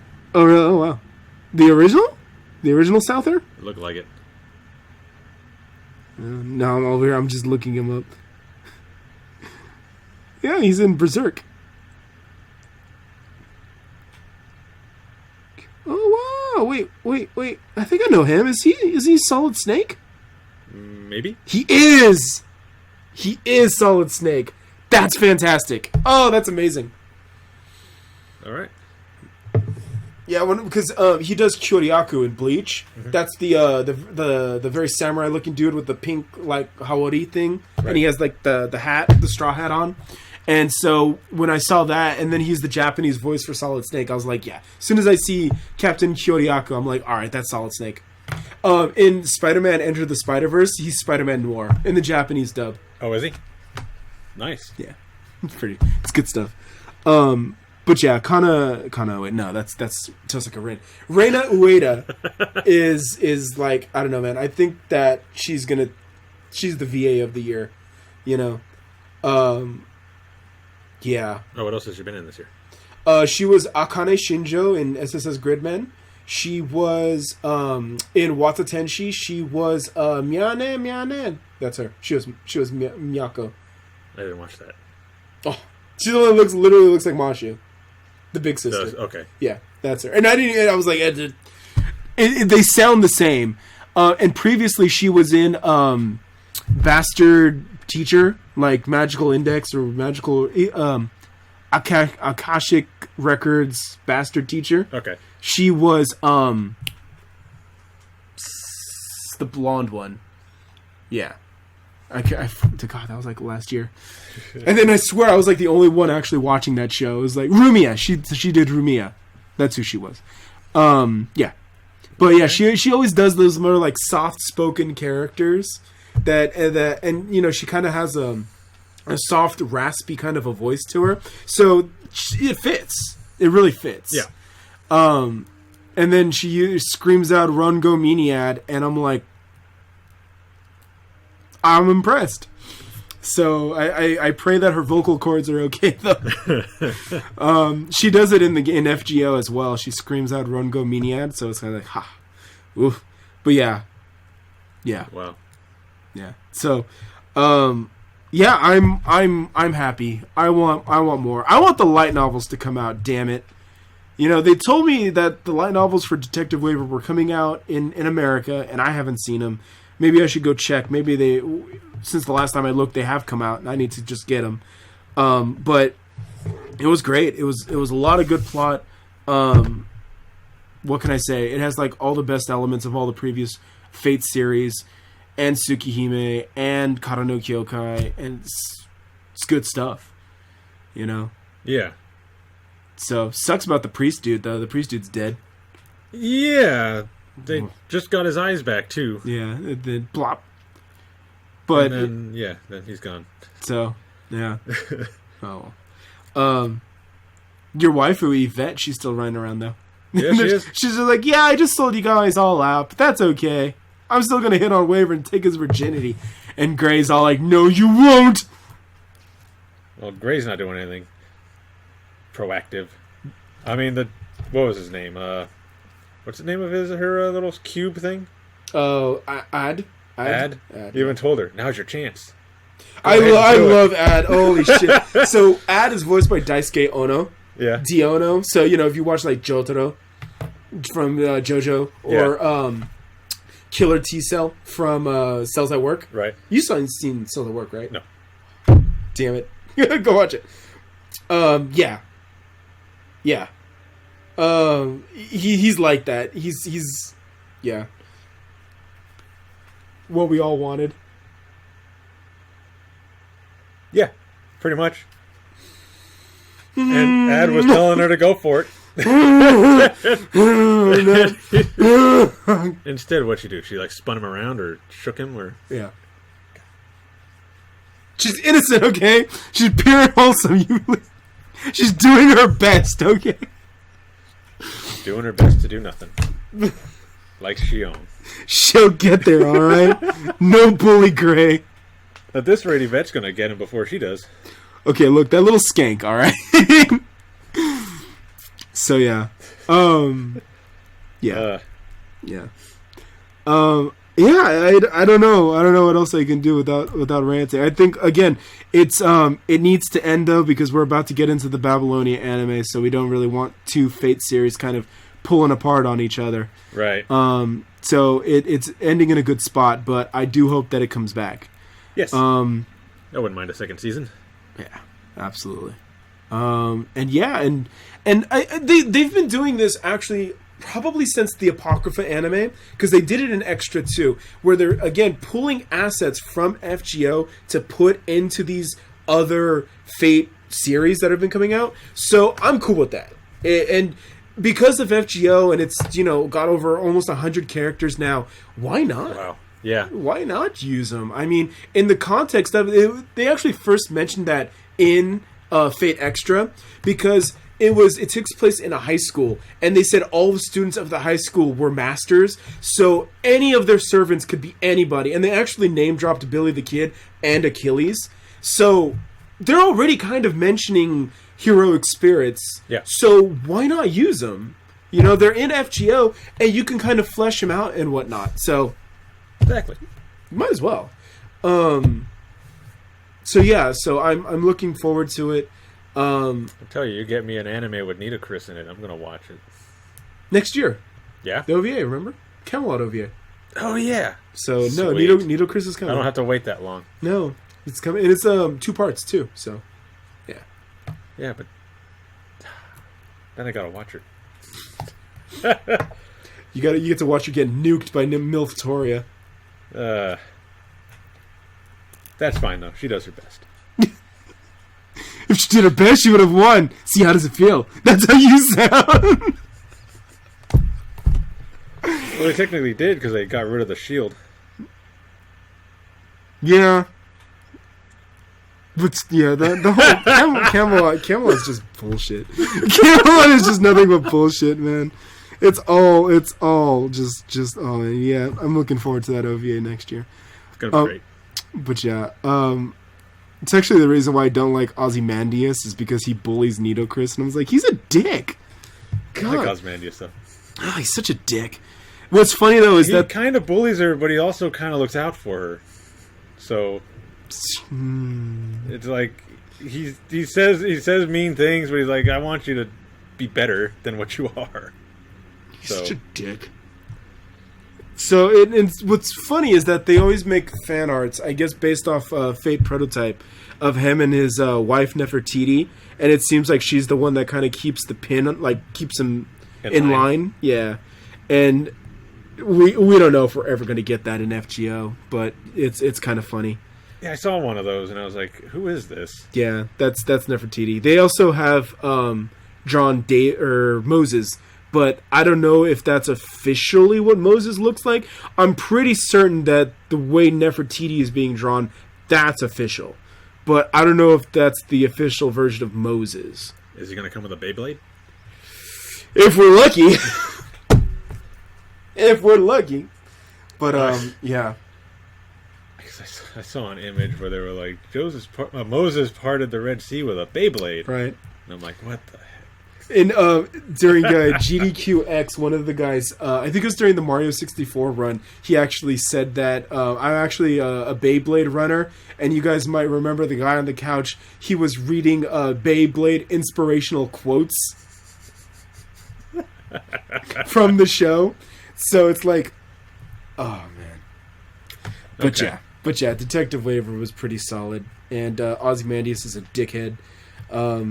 You know what? I think that for the most part, if they come from the desert and they're golden, they're an asshole. I think that's what I'm discovering. I think that's what I'm starting to learn now. Gilgamesh, dick. Ozymandias, dick. Arash, not quite gold, but he also can't stay alive. No. He's like the Sean Bean of the Fate universe, man. He's just always like, Arash is still alive in this fight. God. Oh man. Did I tell you that the voice actor for Arash, I think it was last year AX, so AX 2018.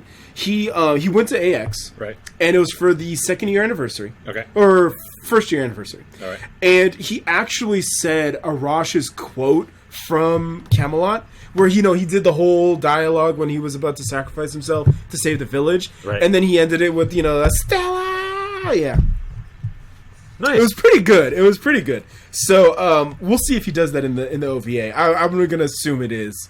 That's probably that's how they're going to end the OVA right there. I will say I did like how Ozymandias kind of fanboyed over Arash during Solomon. Yeah. When he was like about to leave and Arash shows up and he's like, yeah. Yeah. Ozzy is like, I ain't going to do shit. And Arash is like, come on, man. Can't you give us a help? I'm going to help you. It's like, yeah, that was funny. He's like, good job, Nita Chris, for bringing us here. God. What a dick. He's such a dick. Oh, my God. All right. I don't know. I like him. Then again, I like Medi too, so that should tell you something. You're going to get the best of both worlds. You're going to get Aussie Dragon now. Aussie Dragon. At least you won't have boobs. And then the hair. Oh, man. All right, so Detective Waver. See, we start talking about Gray and how great she is, and you want to change the subject. Why do you not like Gray? What do you have against Gray? I like Gray.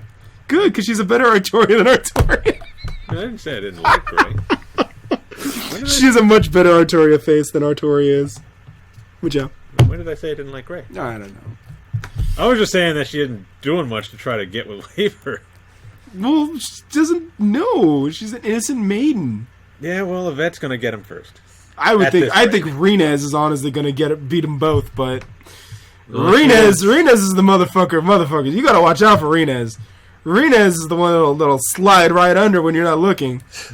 I love Rines so much. You know what I mean? I say because again, you know what I mean. I say Hestia and Rines is great. Rines is just always like in charge. I love that, and she always uses Waver's money. His money? His money. Yeah, that's why he never has any.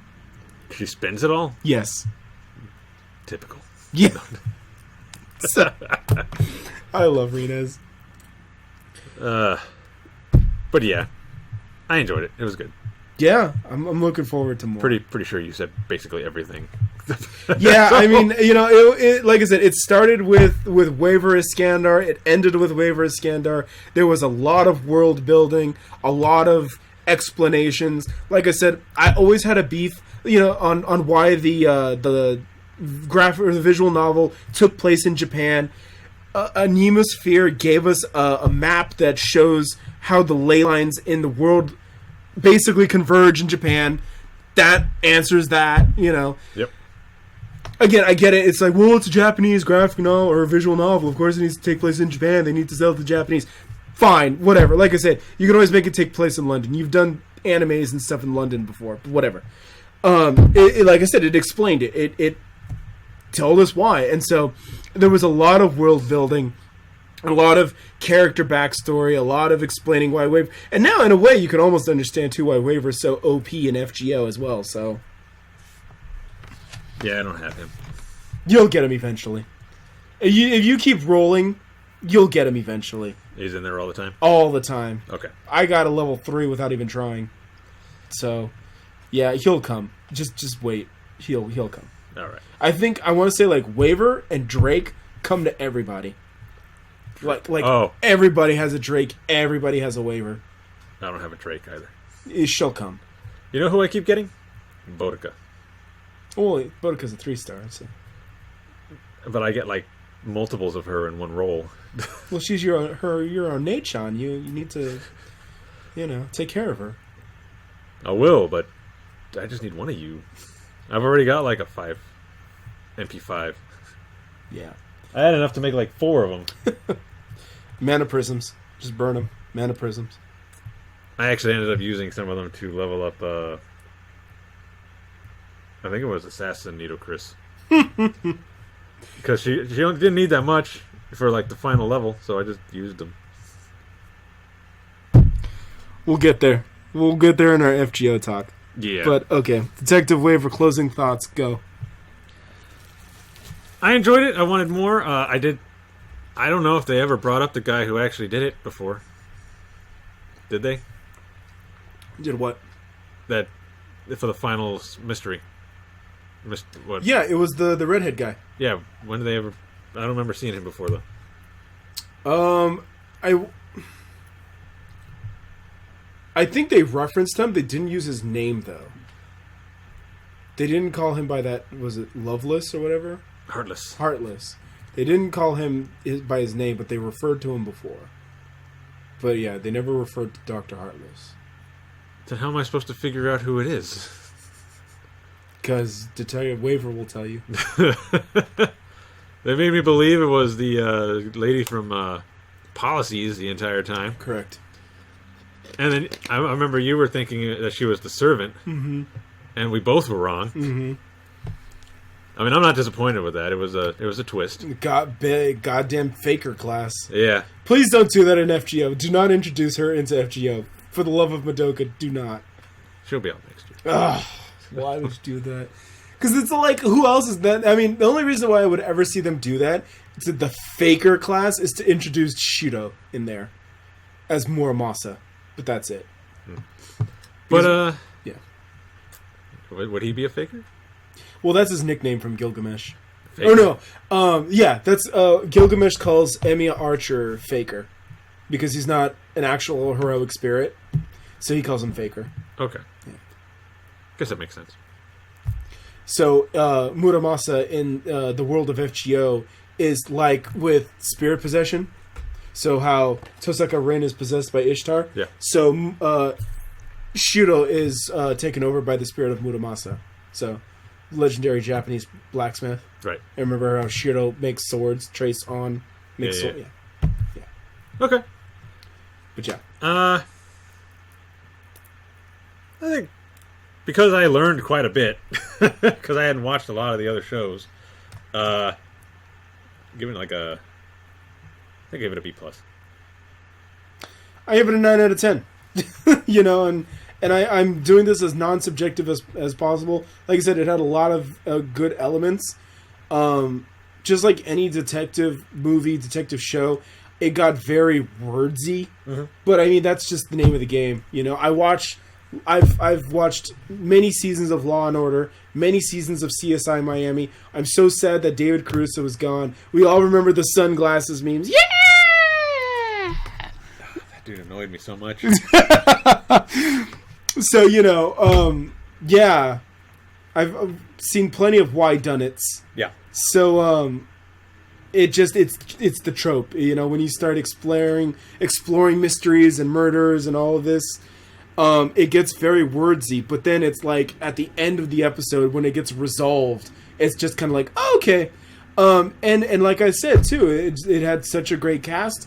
You know, I actually have someone who's now watching Fate Apocrypha, and like I said, I didn't really notice Shishigo, but then in Detective Waver, Shishigo is amazing. He's great. Luvia is spot on. Arena is spot on. Melvin, goddamn bard.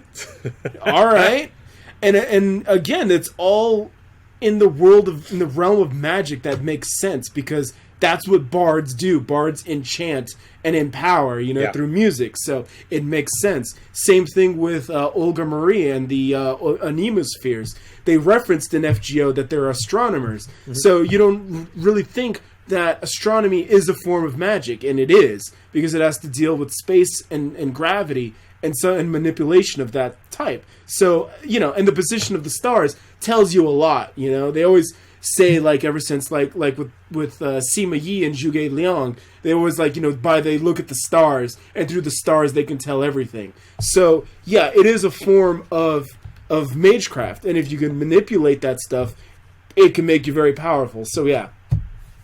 That's how they claim they made Shiba. It's because they're astronomers, they can use that to power up time travel. Right. Because they can tell through the stars and through the motions and all that. So, yeah.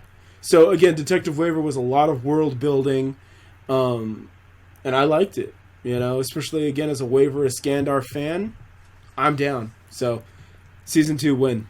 And again, Reina Ueda, absolutely adorable. When is she coming to AX? If she goes to AX, I'm going to AX. Get her autograph. I don't know.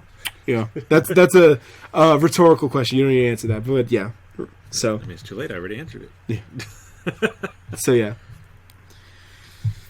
Oh, with that being said, we come to at least the last show that you and I were both watching at the same time.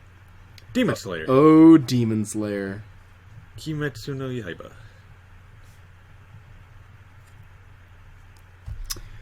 So, how do we want to do this? Do you want to just start by talking about the last episode? Because really, we've only seen there's only been one episode that's come out since the last time we talked? No, I think there was... Okay. Two. So, the last two episodes then were training, right? Yeah. Recuperation, rejuvenation, and training. I think the last one we watched, Zenitsu started training with them. Yes. And then they left. Yes. Him and Inosuke. Yes. That was the last episode we watched. The one before the final episode, they came back because they noticed Tanjiro was kind of surpassing them in just about everything. Correct. So even though Zenitsu still had his stubby little arms, he joined in the training. Yeah. Him and Inosuke had to get coaxed into it, though. Yeah. By Shinobu. Shinobu talking mad shit to Inosuke. I laughed. I died so hard. And then she just oughta Zenitsu. Zenitsu was way easier than Inosuke. Yeah. I'm your biggest cheerleader. You could do it. Yes, I can. I could do it. But yo, man, those burns on Inosuke, though, I was dying.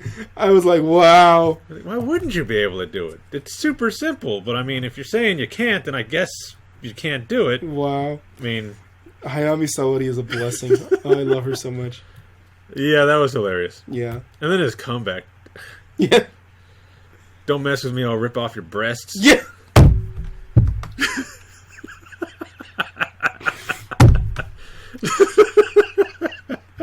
Inosuke don't do much, but when he does, he's on it. Yeah.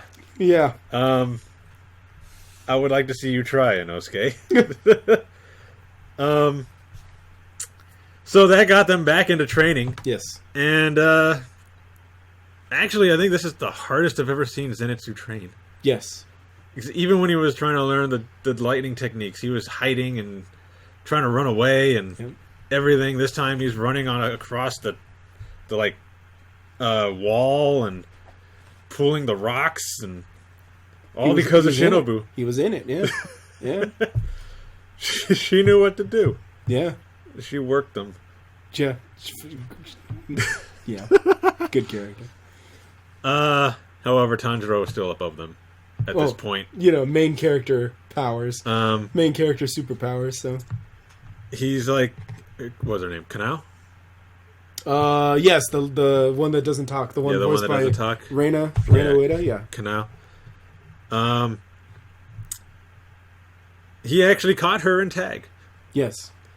And put the cup on her head. Yes. Which was hilarious. His inner voice.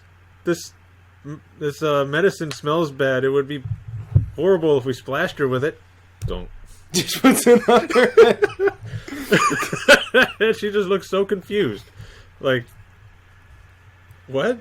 It's his future waifu, man. You can't do that to her, you know? Yeah, she will be. I mean, going by the way she looked at him at the end of last episode. Mm-hmm. Then again, the other girl kind of, I think, got a thing for him too. The one that was helping with training, the one who said that she was trained to be a demon slayer, but she was too scared to go on missions. Oh yeah, yeah. I never caught her name actually. I didn't either. Okay, but yeah. But she kind of got a thing for him too. But I'm pretty sure it's going to be Kanao. Goddamn main. Yeah, no, yeah. I was getting the like Hinata vibes. You know, Hinata from Naruto. I was getting the Hinata vibes from Kanao. Yeah, absolutely. It's a good thing Zenitsu wasn't around to see it all. Yeah. No, apparently Zenitsu Nezuko is the ship now going around. Yeah. I'm one of them. Okay, all right. What color coffin do you want Tanjiro to buy? But yeah, it was pretty endearing. You know that it came to my attention that Shinobu's sister, that's the one that died, right, or got killed? Mm-hmm. That she's an Ara. That's also Kayano Ai. Is it? Nice. That's Momoko. I was like, no way. And then she started talking, and I was like, yes way. That you just it sounds literally the same. Literally the same character. I was like, did she even record this, or she just brought them the tape from Mommy Online? It's just like, use this, paycheck please. It was like, and she even said Ara Ara. Yeah, she did. She actually said Ara Ara, and I was like, oh goodness, oh Kayano Ai. And I'm sure, and I'm like, and instantly, me and my giant weeb mind, I'm trying to think, I'm like, has Hayami Saori and Kayano Ai done an anime together? Have they been in the same? And I'm like, I don't know, like running through, and I'm like, no, have they? I don't know. I don't know. Obviously FGO, sure, but that's a game. Yeah. The anime, I don't know if they've been in the same anime together. That's great. So, yeah. My goodness. Yeah, speaking of which, we got Kanao's backstory. Yes. And as usual, with any shonen manga, anime, it's a sad backstory. Of course. Lived in a slum, beaten. Basically, I guess she just didn't, like, lost her emotions at a certain point. She said she just felt the snap, and after that she didn't talk. Didn't really. So I'm looking it up. They literally called it Ara Ara, Saori Hayami and Ai Kayano in Demon Slayer. It's literally in there, and then right here in the Reddit, Kayano Ai to voice Kocho Kanai. Wow. So yeah. God, Ara Demon Slayer. Well, what's this? Takahashi Rie and Kayano Ai plays. Oh no, that's something else. That's something else. That's Konosuba. But yeah, continue. Carry on. I just wanted to establish that Kayano Ai was in Demon Slayer. I didn't want Roman to think I'm a crazy person. I'm hearing Mamako in all of my shows. Better Mamako than Medi, though, right? Well, I don't know. But yeah. Medi will at least bully me a little. Oh, jeez. Look at how Kanao throws tea in your face. What do you want? And she smiled. Well, I mean, she was smiling the whole time too. She's just like, splash, haha, bitch. That's training, though. Okay, that's different. All right. But yeah, you have to be like Inosuke and just do it. Yeah, just do it. Inosuke had 0 fucks to give. Hung that girl up by her feet. God. Zenitsu at least just gave her a hug. You know, and then he got slapped for it. I say that Inosuke is probably the least liked character of mine personally, just because, again, he's just such a dork. And I'm waiting for him to go Billy Badass. I really am, so that I can finally say, okay, he doesn't suck ass anymore. But right now, once again, going with my Bleach analogy, he is the Chad of Demon Slayer. Chad was the big buff dude in Bleach, always got his ass kicked. Always. And he's like the biggest, most imposing dude there. He's like, his arm is like a fucking shield. Always got dropped. First guy. Just out. That's Inosuke. I will admit though, I liked the scene with the swords. And the swordsmiths. And the dude's just like, hi, I'm here with your swords. We've come a long way. And the guy that made Tanjiro's swords, he's the best guy in our village. But here you go, Inosuke. I made your swords. I hope you like them.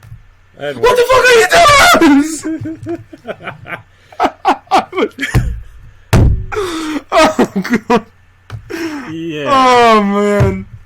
I was watching some reaction videos, and some people were like, why didn't they make them like they were last time with the jagged edges? That was cool. And then you see him get the rock, and he just pounding them into the sword. I think you also got to remember he didn't have a sword to begin with. He stole a Demon Slayer's sword.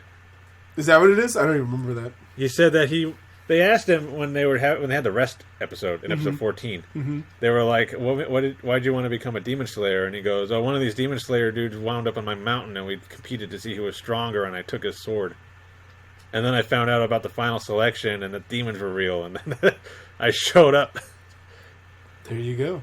So yeah, he took someone's sword. Oh well, I guess they recognized him now. They were like, "All right, well he's good then." I'm assuming he kept that, chose his ore to get the second one, and just took that one too. Okay. So, because the guy was like, "I'd never made 2 swords before." Right. So, I'm assuming he kept the one that he took and then just had the other one made. Which gives a little bit more of, like, authenticity, I feel, to, like, Inosuke. And again, I mean, when it's shown in Jump, remember, every character has a gimmick or a power or a trait that separates them. So to make Inosuke the double sword, jagged edge wielder kind of helps define him a little bit. His rough, wild, all of that. So it's interesting touch. I also view it as interesting because, again, I always talk about Ufotable at some point when we talk about Demon Slayer. They tend not to do comedies. I can't even think of a comedy that they've ever animated. Not saying that they don't or they haven't. I just don't know of one. Yeah. And so for them to do this whole, like, goofy, it's weird, man. It's really, really weird. But it fits, though, because I guess it was also kind of like in the first couple episodes when it was super heavy and super serious. Yeah. But then, when Zenitsu kind of came in, it kind of, like, loosened up a little bit. The comic relief. Yeah, the comic relief. You kind of needed it, because it was getting pretty dark. Yeah, right. And now here we are. And Inosuke just kind of keeps that train going. I'm going to rip your breast off, and throws tea in Kanao's face. Like, I mean, it's good that he's doing something, because, again, if Inosuke wasn't doing comedy relief, writing his name on his underwear, no, he doesn't know how to read or write. Yeah. I don't know how he knew that his name was on his loincloth. Yeah. Because he says, I can't read or write, but it's on my loincloth. And I'm like, how do you know that? Are you just making up a name?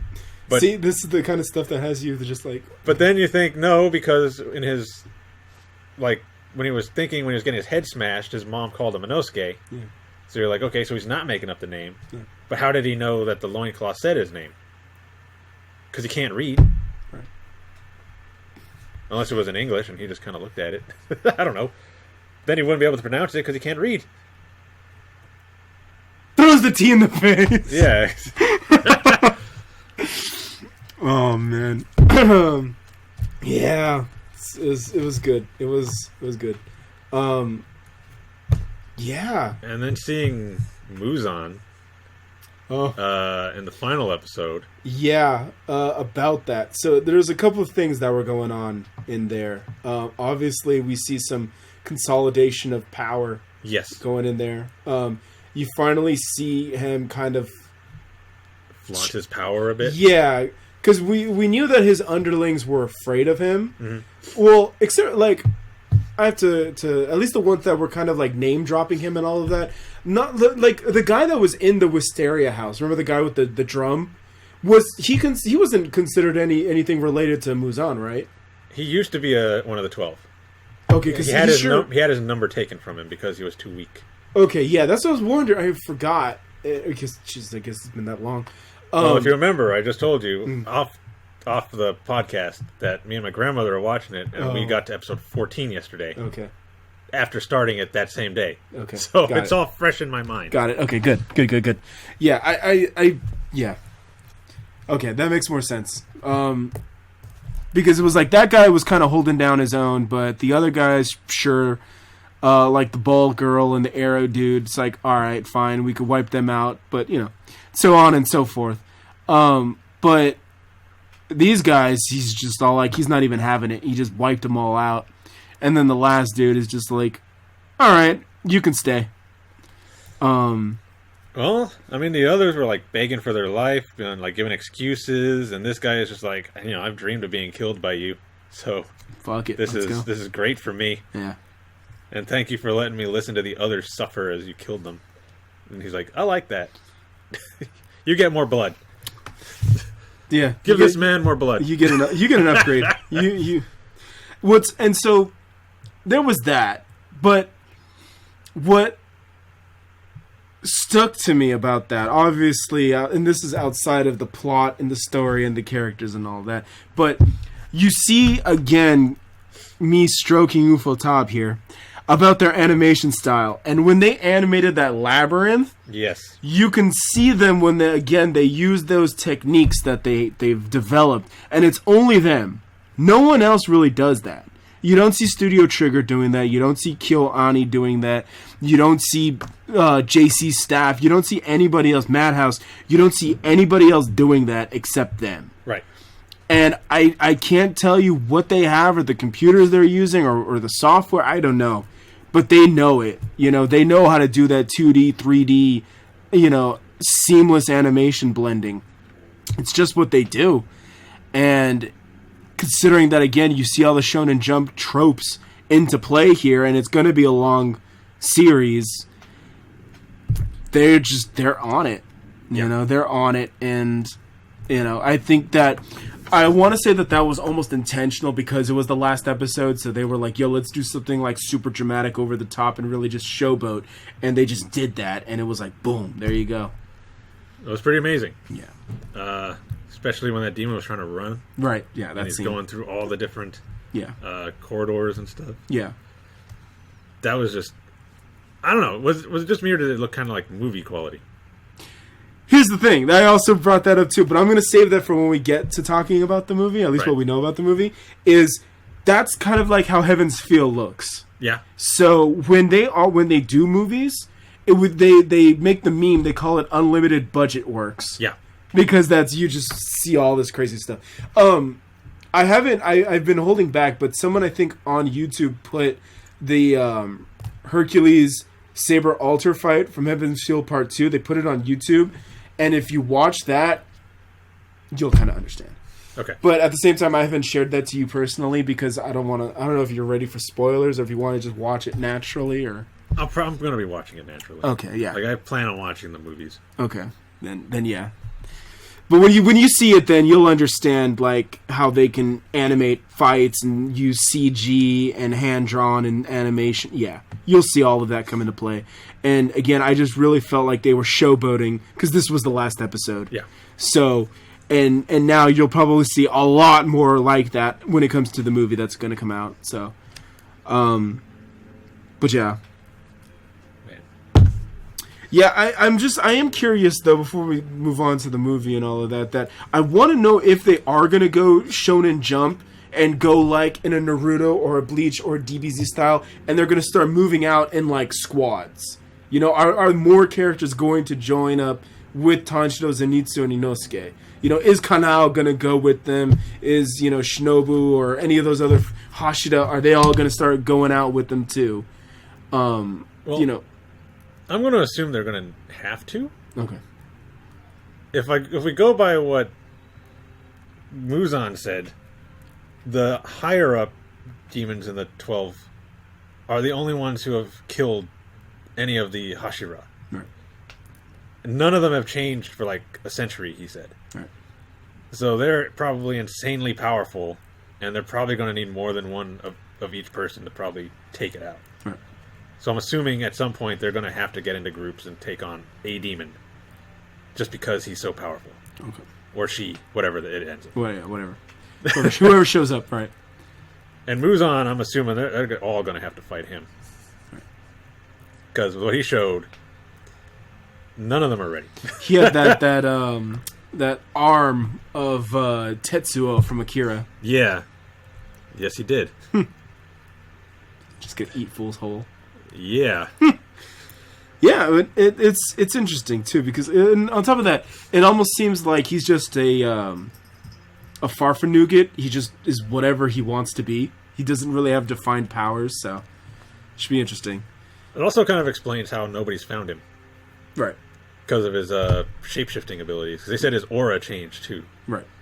So anybody who sees him, he probably just changes and he's gone. Just shapeshifts, which just really helps sell that whole Michael Jackson motif of his. Yeah. I've heard that too. From other reactors. Or maybe it was from you in a post. Maybe. I think you might have said that in a post. I've said that a couple of times. I've shared a couple of Muzan Michael Jackson posts. Yeah. Yeah. But yeah, I did not think that was him when I saw it. Yeah. When I saw him. I was like, who's this? Yeah. I saw the memes before I saw the episode, so I was just kind of like, what? Okay, now I understand, though. So, yeah. Ara Tanjiro-kun. Yeah, I saw that. I saw you post that. I think you tagged me in it, so I had to approve it No! to my wall. No! Tanjiro belongs to Kanao. Alright? No! Just as much as Nezuko belongs to Zenitsu. You're trying to get that boy killed. That's what you're trying to do. I don't think Tanjiro would do anything, especially he likes Zenitsu. Tanjiro will fire breathing his ass. But yeah. So, and then we end with the revelation that we're going to get the next story arc in a movie. So, Jesus. What concerns me is, do they consider this manga readers, do they consider the Infinity Train arc like the arc? Is this a very significant plot arc? Like, is there a reason why they chose this one? And even from the kind of like the preview, so I watched it on Crunchyroll. They actually showed the movie preview after the end of the episode. Right. And they said, Infinity arc coming, and I've never seen that before. I've never watched Dragon Ball Z, right? And they're like, Cell arc coming, and it's like, what? I've never seen that before. Yeah. And so I don't know if this is a really significant story or if this is like the most popular. Like with FGO, we know why they animated Babylonia, because that was consistently voted the #1 favorite story. Right. Of all the singularities and the events, Babylonia was always #1. So is this Infinity Train arc, is that the same? Is that just like what everyone loves the most, that got the most hype? Everyone is always talking about it on social media. Is that the relevance? Is that why they chose this one? And then more so, and then Fire Dude too. You see him featured prominently. I've seen a couple of fan arts pop up with him on it now. Is he Billy Badass or? I don't know. Oh. All I know is some of the things that I've seen point to something not so good happening. Interesting. So maybe it's like a turning point in the series. Interesting. Okay.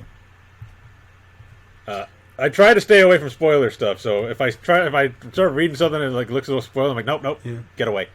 But I know a lot of people are excited for it, and a lot of people are worried because they said this is actually a long arc. Yeah, that's what I thought. So again, that's also things that have me concerned or thinking, because look at the mountain arc. Yeah. Was it Mount Suguomo? I think the mountain. It was something like the that. Mountain arc. I just say the mountain. The mountain arc. That was 6 episodes? Yeah, from episode 15 to 21. Yeah. Or something like Yeah. that. So, that was a big chunk. So, to put an entire almost Shonen Jump arc into a movie, that's why most of these Shonen Jump movies are original stories, so they're not constrained by the limitations. You don't leave stuff out or not write in a character or skip a plot point or something, unless they're going to make multiple movies. Which would suck. I don't know. Yeah. But pull the Fate route and just go, here's part 1 of Infinity Train. Here's part 2 part of 3. Infinity Train. But I'm looking forward to it. They did not give a release date, unfortunately. Of course. So I'm assuming next year sometime. Yep. But I will definitely watch it. Yeah. Absolutely. Because, right now, the only Hashira we've seen in action is Gyu and Shinobu. So seeing someone else from the group in action should be interesting. Especially since Shinobu specifically requested Tanjiro to join that mission. Right. One, because his training went really well and he was actually learning things a lot faster than she expected. And 2, because he said that his father did fire breathing. Right. And figured that the Flame Hashira would be able to help him out a bit. Right. So, just... yeah, there's a lot. There's a lot. Maybe I should start on the manga and just start... Well, I would start on the Kanao chapters just because... OTP. And then just kind of go from there and then just kind of see what's up. Maybe. We'll see. Roman and I have been off note here, Roman and I have been talking about doing a manga episode of this podcast, so maybe I might pick up Demon Slayer so we can talk about it. But Cool. or maybe not, because we're already talking about the anime. So do we want to double dip? But that's something we'll have to investigate. Anywho, going back to it. As far as I know, if we did do the manga too, they've been pretty accurate. Good. Like they haven't left much out. So, I believe it. From what I've heard. When it comes to Ufotable, at least in the animation style, I don't know who's directing and what they've done or haven't done, but at least when it comes to them, they're usually pretty accurate. They're usually pretty faithful to the materials. Yeah. Okay. But again, it's also what the director is doing and all of that. So yeah. We'll see. We'll see. Like I said, there's a lot of questions in my mind about like why this story, what's going to happen, will they miss any details, will we see more of the characters we just got introduced to. Are they all going to be like that? Are we all going to meet the Hashira like one-on-one? Like, he's going to get a story that introduces them. He's going to get a story that introduces them. They are going to get a story that it's like, Mitsuri's going to get a story that introduces... And then, 27 chapters later, then we're going to have a giant, big old gang fight. With all the guys we just spent the last 27 chapters introducing. It's like... it's just... That's what I'm thinking about, and I'm curious to see what's going to happen, so... Okay. Yeah. Yeah, it'd be interesting to see what they do. Yeah. And I'm wondering, are they just going to do movies from now on, or are they going to do a second season after the movie? I would assume it would be another season, but this might be just kind of like a stalling tactic to make more episodes. Yeah. So they kind of like throw you an appetizer while they're over there preparing the main course. So. Okay, that makes sense. Yeah, I can see that. So, but yeah, this is the end of a long ride, I guess. Yeah, for now anyway. Yeah, it's not the end. It's just we'll be right back. Yeah. So and it that's kind of the power and the influence of this kind of a show, that it leaves you like that, where you're not even mad that it's going on a break. You're more like excited and hyped. That you're just all like, all right, well, you can make the movie, but you better do it soon, you fuck. You're excited, you're hyped, you want it to come back, but I hate to say it, but like no one's doing that with like Boku Hero. No, like we know it's coming back, but no one's really like oh, I can't wait. Oh, what's gonna happen? No one cares. No one cares. We just know we're gonna watch it though, but no one cares. So, but yeah. Yeah. But yeah, and I mean, it could be any number of factors. It could be the animation style. It could be the strength of the characters. It could be the quality of the writing.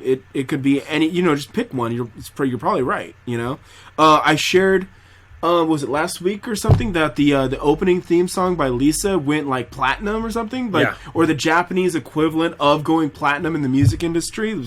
There you go. Yep. So, yeah. Not only that, but this thing trended on Twitter twice.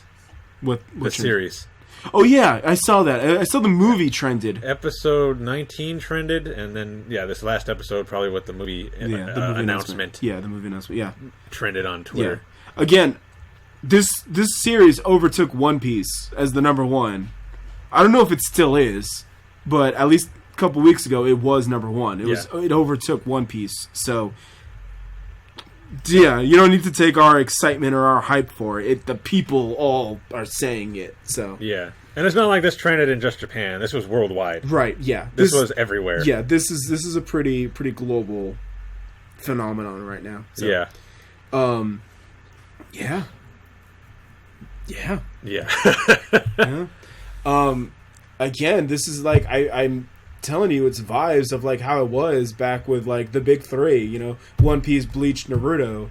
This is kind of like that, how it was. Mm-hmm. So yeah, it's good to see it coming back. I never really expected it to be like this, because they're like Naruto age characters, they're like 14, 15, and it's just kind of like yeah. But it's like, and especially I never thought that I would ever like be a fan of Tanjiro. At the very least, I was like, oh, he's kind of a putz, he's kind of a tool. He's like, good luck, and now I'm just like, God damn it, kid. You better not get hurt, you little fucker. God, if you get hurt, who's going to defend Nezuko? That creepy Zenitsu's going to get his hands all over. And Inosuke can't even tie his shoes, so we can't depend on him. No. So yeah. I bought in. I've absolutely bought in. And I keep throwing around on my social media like, damn, I want to buy those coats. And so Hayori? the Haori, yeah. Is that what they call them? Yeah. The coats. Yeah. Especially since it's about to be winter, I'm like, I would go into the office wearing one of those. Fuck yeah, I'd go in there wearing like Shinobu's butterflies, be like, hell yeah, let's go. Let's do this. Yeah. So what do we got today? Yeah. So a friend of mine called Zenitsu's the nacho cheese. Oh, because it's orange and yellow? And I think it has triangles, right? I think it has like triangles. I think it does. Yeah. Let me look this up. Yeah. So I haven't looked into it because it's like, if I spend any money though, how am I going to buy gacha with? So I'm waiting, but I'm not opposed to it. Yeah. So, yep. He has triangles. Yeah, so it's the nachos. So she called it nacho, and I was like, "You're not wrong." So yeah, yeah, it's good. It's good stuff. It's really good stuff. Yeah, yeah. Oh, I just want to see what their training has built up to. Right. Because they went through a lot. It was supposed to be a simple, basic technique, but apparently has a lot of uptake to it. So I want to see what they could do now. Zenitsu seems to be less cowardly. Yeah. Because he actually is on the train. Yeah. He was actually the most chill one there. He was like, you've never seen a train before? Yeah. Inosuke headbutting the train. Also, you got a little bit of world building too when Zenitsu was all like, oh yeah, the government doesn't recognize us. So, we're kind of like undercover vigilantes. Yeah. They don't really understand like demons and demon slayers and all that. So it's an interesting note, because they're not government sanctioned basically. So the government doesn't approve or know about them. So yeah. I'm actually a little surprised that he had to remind Tanjiro. Well, because Urokodaki told him that the government doesn't recognize them. Oh, well, Inosuke definitely doesn't know. Well, he definitely doesn't. Yeah. But, yeah. But, gotcha. Yeah. Yeah. Zenitsu, I want to see what he can do now.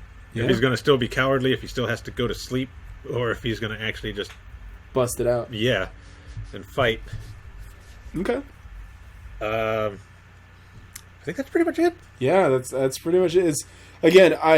We'll just see what the future holds. It ended on a good note.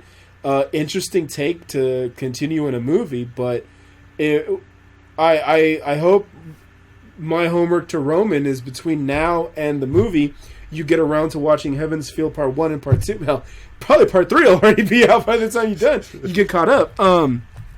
And then you'll see, you'll kind of get an idea of what to expect with the movie and what Ufotable can do when they have unlimited budget works. Yeah.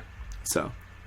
Yeah. They did Fate Zero, didn't they? They did Fate Zero, Karo no Kyokai, and Unlimited Blade Works. Okay. The TV series. Okay. Yeah, I think Studio Dean still did the Unlimited Blade Works movie. Oh, did they? Yeah. Okay. Those were the guys that did the OG Fate Stay Night. Yeah, yeah. And then they did that, but yeah. Okay. So. So Cool. Grade? A. You give it an A? Yeah, I'm giving it an A. I'm not even gonna bullshit. It's even if I wanted to find a negative to it, it would probably be resolved or answered or something. I'm hype. I'm considering a cosplay from it. I've got my Nezuko Nendo and my Tanjiro Nendo pre-ordered. I mean, I don't know what else to tell you. I want to buy the jackets for unironically wearing them just out in public. I mean, Roman gets tagged in at least 12 memes a day, Just for Demon Slayer. Just for Demon Slayer. With a Fate thrown in there. Only the dankest. Yeah. So, I mean, Yeah. So, I'm not gonna lie. I gave this a 10 on my reaction. Fair. I gave it a 10. Fair. Because it was that good. I liked all the characters. I liked all the designs for the demons. I remember telling you I want to see the designs for the demons when it was when they first introduced some of them. Yeah. You said something like you don't care about the humans or whatever. You want to see more of the demons. Well, because there's only so much you can do with a human. Yeah. Demons, you can come up with some creative things. Like we saw the demon on the train. He had like 2 faces. Yeah. Yeah. So I have to minorly dispute that because you said there's only so much we can do with humans. Well, we can strike them with lightning and bleach their hair. Totally change their hair color. I've seen that, though. I've seen that in The Great Outdoors. What's The Great Outdoors? It's a movie with John Candy. But that's not an anime. No, but the guy got struck by lightning so much that his hair turned white. Oh, okay. So, yeah. Well, there you go. We can do stuff with humans. Yeah. But you can't give him 2 faces. And No, that's a demon-only thing. Yeah. So, yeah, I gave it a 10. It's the only anime since I've started doing this that I have given a 10. So, I think it deserves it. Well earned. Yeah. You know, it like I said, just pick something. Pick an aspect of it, you know. They used to say that was kind of the appeal of Star Wars, because you just pick something, you know. The space dog fights, the lightsaber duels, the storyline between the Jedi and the Sith, the storyline between the Empire and the Rebels. They were like, you know, just pick something and you'll probably, you know, find something to enjoy. And that's kind of like what this is, you know. It's like you can find a character you like, a technique or a style that you like, the animation, the story, a story arc, something. You'll probably like the music. Yeah. You'll probably like something. You know? Yeah. And like I said, some of the my favorite characters in there are like Tanjiro's dad and Kanao. It's like, you know. And you only saw Tanjiro's dad like, twice? Right. Yeah, twice. Yeah. And Kanao, the last few episodes of the season. Correct. So, characters can jump in and just grab you by the heart. Yeah, just blow your mind. Yeah. So yeah, Demon Slayer. go watch it. I mean, if you've been living under a rock the last 2 seasons and haven't heard about it, or had one of your friends annoy the piss out of you for it, yeah. Yeah. But yeah, all right. So you have a show that you wanted to talk about, right? Yeah, I just want to kind of rant about it a bit. Okay, go for it. What are we talking about? What are we ranting about tonight? So I talked about this the first episode for the season. Okay. An anime called Hensuki. That's the shortened title. The actual long title is Could You Love a Pervert If She Was Cute? Or something I wanted to watch that, actually. I've been meaning to check that out. No lie, not even trolling you. Yeah, I remember you bringing that up too. That you said that you were kind of interested in. Yeah, checking it out. It sounded like something I'd enjoy. Now, as you can tell by the title, all the girls are perverts in this. Interesting. They all have a fetish. Okay. He's in a club. The club president. She wants to be his pet. She wants him to walk her around like a dog, and order her around.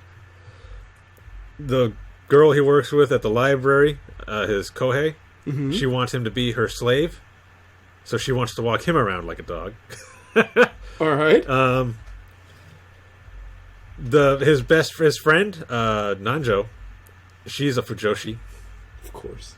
It's always one. And has paired him up with his friend and has written manga about them and has declared that he will never have a girlfriend as long as she's around because he needs to be with his friend. Oh, by the way, his friend, he's a lolicon. Oh, of course. Then there's Fujimoto. You don't meet her till later in the series, but she likes smells. So, your sweat. She likes to smell your sweat or stuff like that. Oh, boy. And then there's his sister, who's exhibitionist. But you don't find that out till the very last episode. So, yeah, expect spoilers for this. Sorry. I know you said you wanted to watch it, but... No, that's fine. Oh, also, there's one girl in there who's a stalker. She stalks his friend. Of course. Now,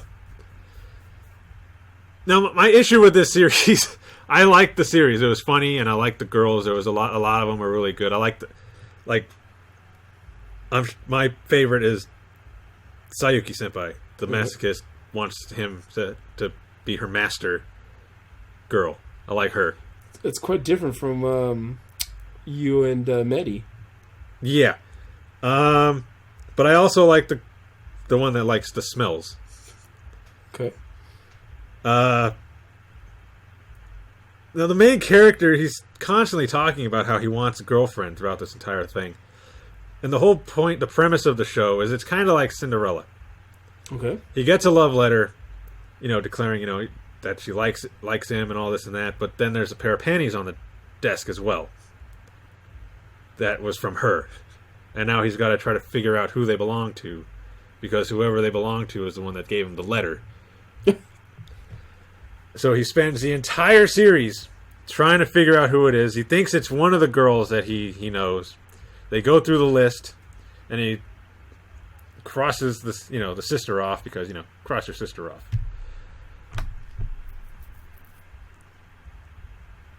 And every time he thinks it's one of the girls, and he's getting all like, "Oh, I like this girl." If you find those, let me know. Carry on. Like he tells the president, I know your secret and all this and that. And she thinks he means that he knows that she's the way she is. That she wants a master. That's not what he meant. But then he finds that out and now he's like, oh, get away from me. Same with the Kohei. Finds out she wants a slave. Get away from me.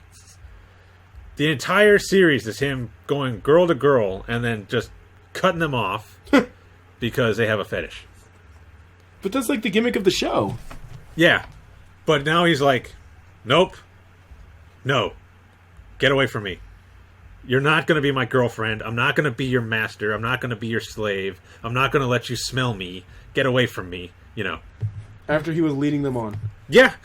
Wow. And that's my issue, is that this idiot, he keeps saying how, at least for the main two, which is Sayuki-senpai and Yuika, which is the slave and the master one, is that there has to be love involved. Right. The idiot cannot tell that there is love involved.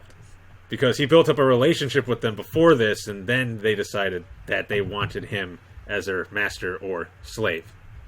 Right? Okay. They got feelings for him. And he doesn't realize that. He thinks they just want to fulfill their fetish, is basically it. And it's not even like it's that bad, these fetishes. There could be a lot worse than what is on the table here. And I am just looking at him and thinking, you're turning away probably a great girl just because she wants you to walk her around with a leash. I mean, outdoors? In public? Or in the house, anywhere. Okay. Like, he even did a day as her master. Alright. All he did was, they went to the amusement park, he told her to do a few things, and the worst he did, and this was because he was trying to see if she stole the Cinderella panties, thinking that she got them back, so, because she wanted them back. Okay. So he tells her to lift up her dress so he can see, but finds out she's going commando. Oh my god. Yeah, I'm just gonna have to watch this. Yeah. And then he has a day with the Yuika as a slave. Well, actually, it was more like a week. She was blackmailing him. Jeez. She didn't have him do anything really bad. She was like, get me a drink. Get me this food. Get me this. Carry my bags while we're shopping. And I'm like, none of this is horrible. That's just like a girlfriend. So it sounds like you were disappointed. I am disappointed. Because this dude is acting like these fetishes that they have are like the worst thing in the world. Just blowing it up. Yeah. When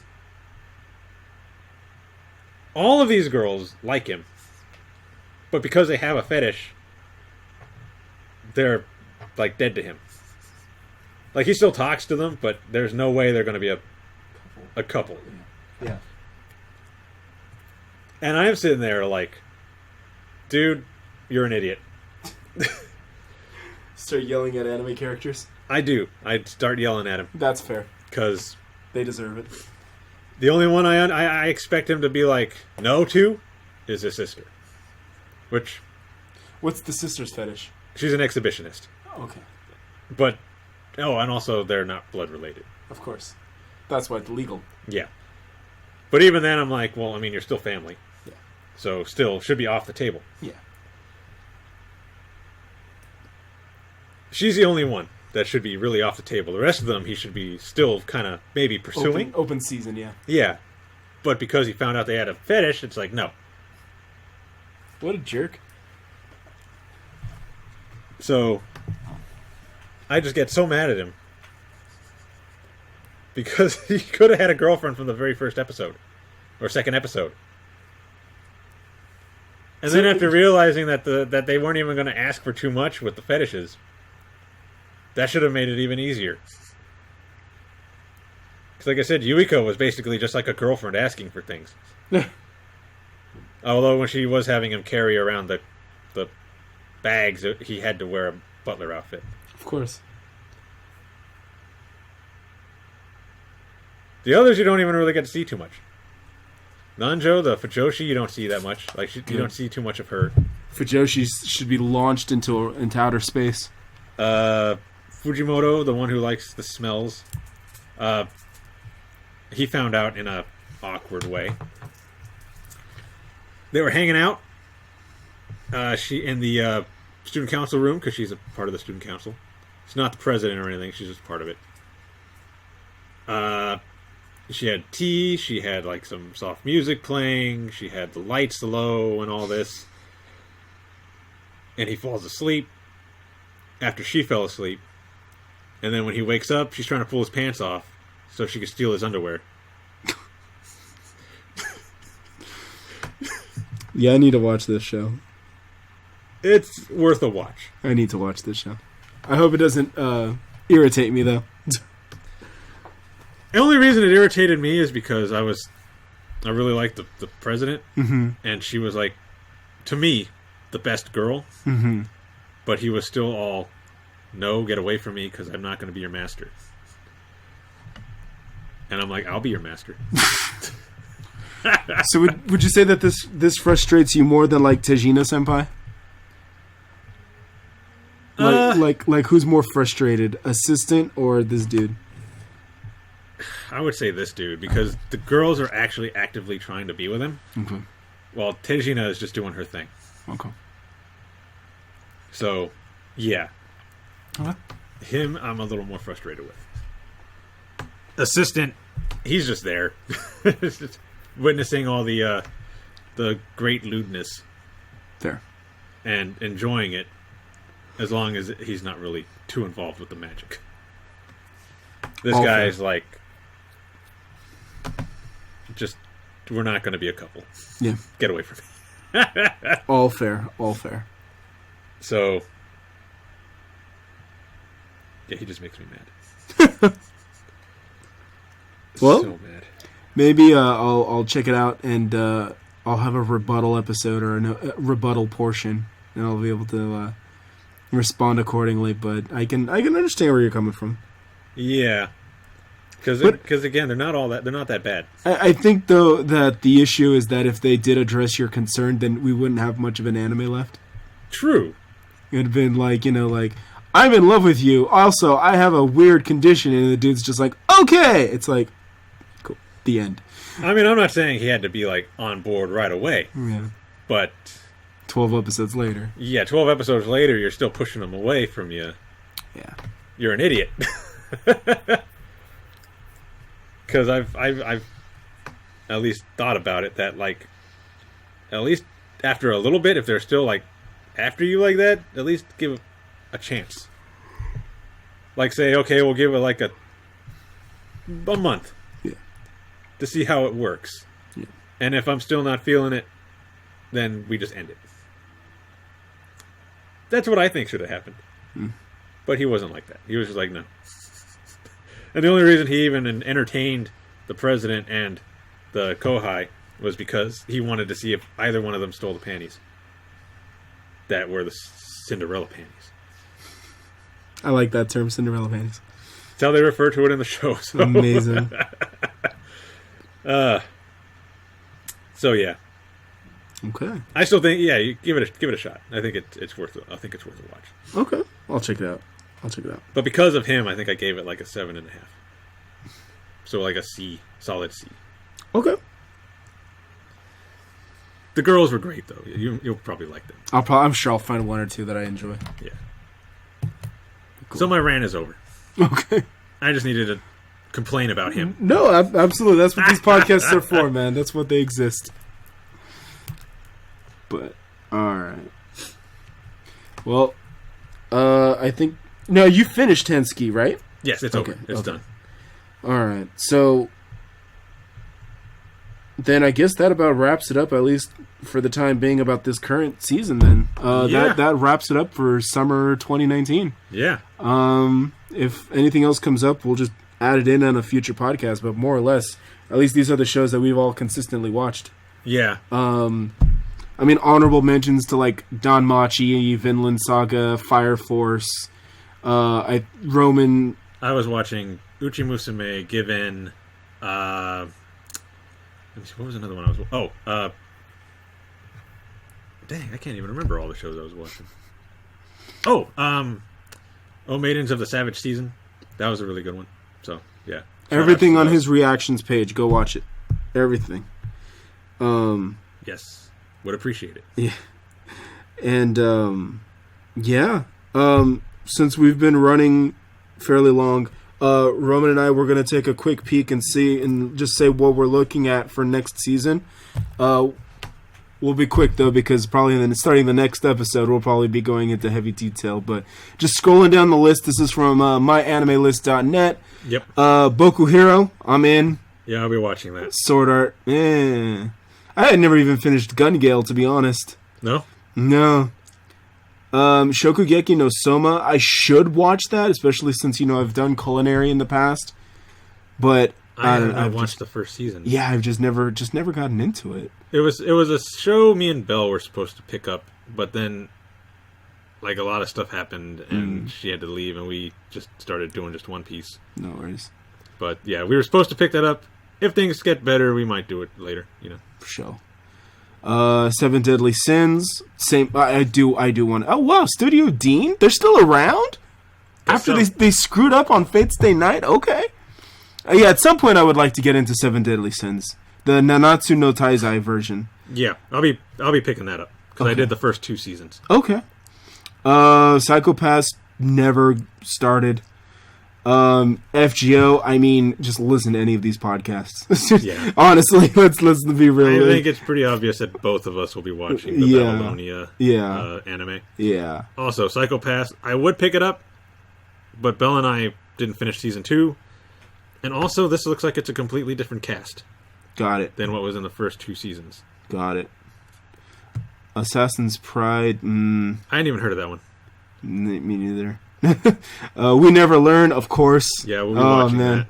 Oh, look, they even have the new girl in there, too. Oh, yeah. Nice. Chihaya Furu 3. No. I haven't seen the first 2.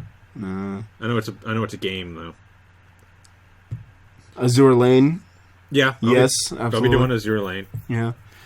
I have the game downloaded. I've never, opened it. Yeah, me too. I know they had I think that's the ships, right? Yeah, that's the ships. I think they had a collab with Kizuna Ai. Yes, they did. And with Neptunia. Oh, did they? Yeah. I didn't know about Neptunia. Yeah. Isn't this what you're watching this one too? No, I confused that with a different one. Oh, okay. I have to look at my list again, though, because that might actually be on there. Okay. It's like, the hero has, great abilities, but he's, really just kind of downplay them. Yeah. He's, cautious is what it is, I think. Yeah, I'm not picking that up, I think. No Guns Life. Not doing that one. It looks like a cyber... What is it? Is that like a cyberpunk kind of thing? Kind of, yeah. Like a power armor or bio armor. Yeah, cyborg soldiers. Okay. Okay, maybe. Well, I mean, I might check it out. We'll see. We'll see what the memes say. Beastars. I'll be doing that one. And I know someone else is doing it, so y'all some furries, but okay. That's okay. That's okay. I don't know. It kind of reminds me of Zootopia. That's why. All right. I'm doing this one. Ore wa suki nanu wa omae dake kayo. I don't know what that translates to, but I know I'm watching it. All right. High Score Girl. Absolutely. Yeah, absolutely. I'll be wearing my shirt from Eva. Ha! Yeah, you have one, don't you? Yeah. Grand Blue Fantasy, yes. So Grand Blue Fantasy and Azure Lane are like in the same boat. Rather than me go and play the games, I'd rather just watch the anime. Yeah. And play the games when they come out on PS4. Oh yeah, that is getting the game, isn't it? Mm-hmm. I will not be watching that, only because I haven't watched the first season yet. Fair. Not watching that one. I know that's something like... Oh, actually, if I click on the name, it'll actually tell you what the translated title is. High school prodigies have it easy even in another world. So these are like the top in like whatever kind of field they're in. And they get sent to another world and they just start changing everything. And I see right here in the description, they build a nuclear plant in a world without electricity. Okay. Yeah. Alrighty then. I think I have that one on my list too. All I think I'm actually watching that. We'll see. We'll see. Babylon, not to be confused with... Babylonia. Yeah. Not watching that one. Tokyo District Public Prosecutor's Office. So is it lawyers? Sounds like it. Some Phoenix Wright shit. Yeah. I'm not watching that one, though. Yeah. Ahiru no Sora Basketball. I'm watching that one. I heard it's pretty good. Kono Oto Tamare. Second season I am not watching. I have not watched the first season. That came out 2 seasons ago, I think. When Carol and Tuesday first aired. Radiant second season, not watching. Because I haven't finished the first season. But I'll be watching the second season when I pick back up the first season. Back in winter 2020. Fairy Gone. Not watching that one. Pet. I haven't even heard of that one. I didn't see that on the list the last time I was through this. Yes. Hatage Kimono Michi. Yes, this is the professional wrestler gets transported into an isekai. And suplexes the princess. It literally says it in the description. Genzo German suplexes the princess. Amazing. Apparently it's the same author as Konosuba, so that's already a good resume. So I'm in. Sign me up. I may have to add that then. Yeah. Just because it's the author from Konosuba. Yeah, I mean, if you just read the premise, it sounds like something he would come up with. Yeah. Actually, it might be on my list anyway. I'll have to check again. Cool. This one I know I'm watching. Let me get the English title here. If they have an English title. Which they don't. Good job, my anime list. Watashi norioku wa heikinchi de ita yone? Yeah, that one. I'll be watching that one. Yeah. Hoshiai no Sora. What is that? Is that tennis? Badminton? Nope, tennis. Not watching that one. Only sports anime I'm picking up this time is the basketball one. I don't think I've heard of that one. Yeah, I was watching this one. Okay. Marimashita Iruma-kun. Yeah, it's the dude that gets sold to demons by his family and then ends up going to a demon high school. Nice. Let's see. I'll be watching Hokago Saikoro Club, which is basically just cute girls playing board games. So, yeah, I'll be watching that. Let's see here. I'm not watching anything on here. You? I'm looking at the descriptions. I don't know. XL Joshi. She's...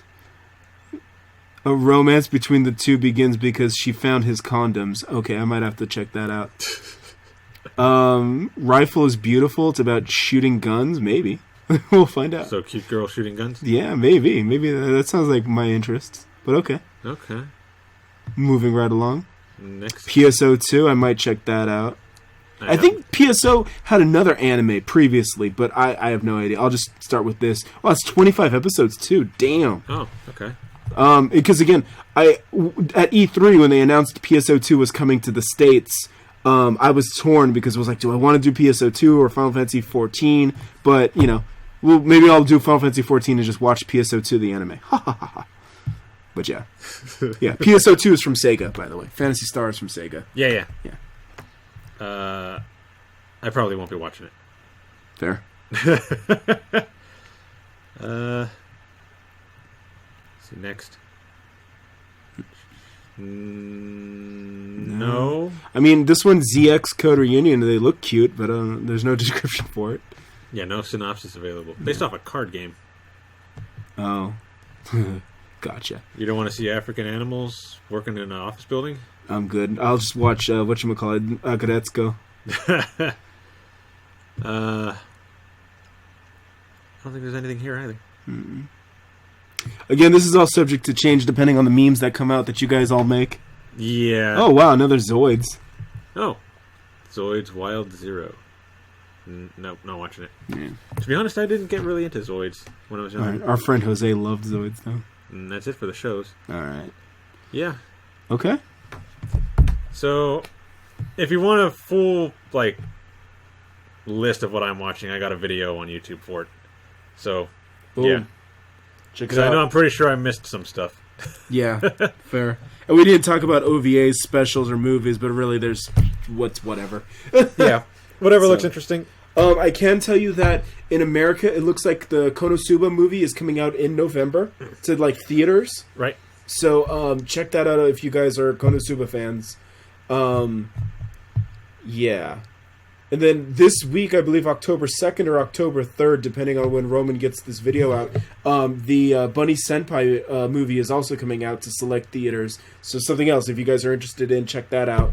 That's a little bit more move on it. So, yeah. Yeah. I haven't seen the series, so I won't be watching it. No worries. Otherwise, by the next podcast, we'll all be talking about fall. The fall shows. So we bring our initial thoughts on the fall season. Yeah. At least for whatever's out at the time. Yeah, we're already here. Mm-hmm. Cool. Alrighty then. I should have checked. Did anything come out today? I know, me too. I was thinking that too. That's fine. I can run it on Crunchyroll. Yeah, just check it on Crunchyroll later. Alright. So, just a couple of closing issues. So I mentioned this a couple times through this video, but real quick, Games Done Quick Express, they had a brief show at this weekend's TwitchCon, and there was a couple of good videos. I liked the Resident Evil 3 Nemesis run, Super Mario World, Super Mario 64. They did Rambo for the NES, which was very fitting since I just saw Rambo last week, and I loved the hell out of it. Fantastic. How dare you love Mexicans being killed? No, I'm kidding. In the most violent ways possible. Yeah, baby. Damn drug dealers. People always find something to be complaining about. I know, right? And you know that movie took third place in the box office? Number one was Downtown Abbey, because of course. Yeah. And then second place was Brad Pitt. And then third place was Rambo. So all things considered, I will take that. I will take third place to a cultural phenomenon, Brad Pitt. Brad Pitt. I will take that. I will absolutely take that. Talking about that Ad Astra? Yeah. Yeah. So Rambo's not going to beat those. No. Even on his best day, he's not going to beat those. So third place, all things considered, take it any day. And so yeah, they played it at GDQ. They even made a little perler out of Rambo's face from the game. It was great. And yeah, they did Tetris 99 was pretty fun. And then they did Resident Evil 2. They ended the whole show with the Resident Evil 2 remake. They did the Leon's run, so that was pretty good. Okay. And every time I see someone stream Resident Evil 2 remake or do a video, I always oh man, I could do better. Because I think my best run was 2 hours. And that's because I'm so paranoid. I always pick up everything and I backtrack, and I'm the worst. But I don't die. But yeah. So every time I see someone stream Resident Evil 2 remake, I always get the Jones to play it and get better at it. But yeah, Yeah, oh, they did Shrek. They did Shrek. There's a Shrek game? Oh, yeah. Oh, wait. I do remember a Shrek game. Oh, yeah. On, like, PS1 and PS2? Yeah. Yeah. They did Shrek. I remember seeing it when I was working for KB Toys. So, yeah. So, there was a lot of good runs and speed runs this weekend. So, if you guys get it, the playlist is all up. Go check it out. They did Breath of the Wild. They did Legend of Zelda Breath of the Wild. And I believe... Oh, they did Zelda 1 Randomizer Swordless. Okay. Yeah. So, yeah. And they went through without the sword. They went through without the sword. They end at Ganon, because I guess you can't beat Ganon without the sword. Okay. Makes sense. Yeah. Because I think that's how it was. You were supposed to hit him with the sword, then shoot him with the arrow, if I remember right. So... I don't remember. I think that's how it was. But, yeah.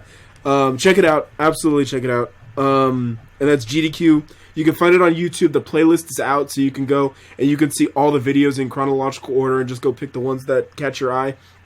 But they were pretty solid. And finally, to close up tonight, I just like in the last video, we are still kind of in a holding pattern when it comes to FGO. FGO, as of this recording, we're about to end our Halloween rerun. And then they're going to go into the Heaven's Feel promotion because the Blu-ray comes out in November. So they're doing a couple of things. They're giving us some interludes for like the Knights of the Round Table. Those guys are getting interludes. Interludes for characters that are in Heaven's Feel will be half AP. So we're talking Medea, Hassan, Artoria, Emiya, Hercules, Saber Alter, who I unlocked because I used my ticket on her, so I need to go and do hers. They're all their interludes are half AP. And then the banner, there's a summoning banner with the new character Parvati, who's basically Mato Sakura. It's a Sakura face, but they also unlock Mato Sakura's school uniform as a special costume for her. So she just becomes Mato Sakura. So, I definitely want to roll her, but I wasn't budgeting for her, so I'm just going to have to wait, unfortunately. And on top of that, Artoria is also on the banner because it's like all the Fate Stay Night and Heaven's Feel characters are part of the banner. So I don't want to get spooked, so I'm just going to wait. She could spook me. Oh, God. Meanwhile, on JP, as of the recording of this podcast, the Guildfest is wrapping up. That's ending. And then it's going to be the Halloween rerun. So it's the Shuten Oniland. And then, then hopefully we'll get an announcement for Halloween Part 5. 5? Yeah, wow. Halloween 5 in Japan. You said we were getting 3, right? Halloween 3 will be end of October. Yeah. Okay. So, my conspiracy theory is they're going to do this Heaven's Feel promo, and then either in the middle of it, so next week, we will get the announcement for the next story chapter, which will be Shimosa, and then 2 weeks after that, we'll see the announcement for Halloween Part 3, which will be the end of the Elizabeth Halloween trilogy. Okay. And then that's it. So hopefully we'll have some more to talk about in the next couple of weeks. But again, we're just kind of in a holding pattern. There's not a whole lot to talk about. Keep grinding. Get your interludes done. This is a good opportunity to do that. Yeah, and I hope you guys all got Cleopatra. Those that wanted it. I didn't. Oh, rip. I just did my 5 free tickets, and from the Mana Prison yeah. buy, and I just. The only one I got was Mephistopheles. Mephistopheles? That's the only guy I got. And then I got 2 Count Romani Archimon and 2 other CEs that you can get in any banner or anything. Minimum rolls. Yeah. Alright. Well, you got Musashi. Musashi's coming back.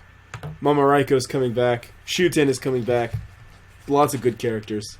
Okay. Well, 2 of those I need. Tomoe, Archer of the Inferno, is coming back. So, she's fun. She the one that was mentioned in Babylonian? Yes, she was. Okay. Which I'm hoping they animate. I'm hoping they animate that her fight. So we'll see. But we'll see. Cool. So All right. that's all I got. Yeah, I don't really have a whole lot.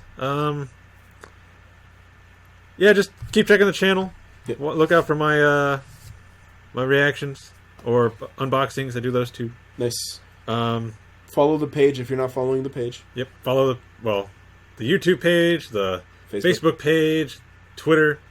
Even though I don't really post a whole lot on Twitter, but do it because you never know. And go join the Discord. Yeah, we could use more people to talk to. Yeah. We share dank memes, at least dank FGO memes. The FGO page is pretty hopping, I can tell you that much, because I'm an instigator on there. So yeah, he is. Yeah, it's fun. I'm having fun there though. I make a post saying we need more Needle Chris, and he posted Elizabeth. And I'm like, what the heck, man? Well, my thing as of late has been Penguin Melty. Yeah. So a lot of Penguin Melty coming out. Thank you, Summer. Yeah, there's a lot of that. I don't mind Melty. Yeah. So, Elizabeth, I mind. I didn't want Elizabeth. I was like, what? No lizard fans here, huh? Cool. I mean, she's okay. Just okay. Yeah, we need more Needle Chris. I agree. I gotta post my own stuff, I guess. I agree. I got like 90 images I saved. Jeez. So, because I went on a Pixiv and just typed in Needle Chris and just grabbed everything I could find. Nice. So yeah, go subscribe to the channel. That's where you'll find the podcast and everything. Yes. I gotta subscribe to SoundCloud so I can get us back onto iTunes and stuff. Nice. But that's it. Look out for next season. Yeah. And we'll just talk to you again in the next episode. Yeah. So I hope you guys enjoyed this past season. We look forward to doing this going again in fall 2019. Now we'll do this dance again. Yeah. Speaking of which, what was your favorite series this season? Or your least favorite series?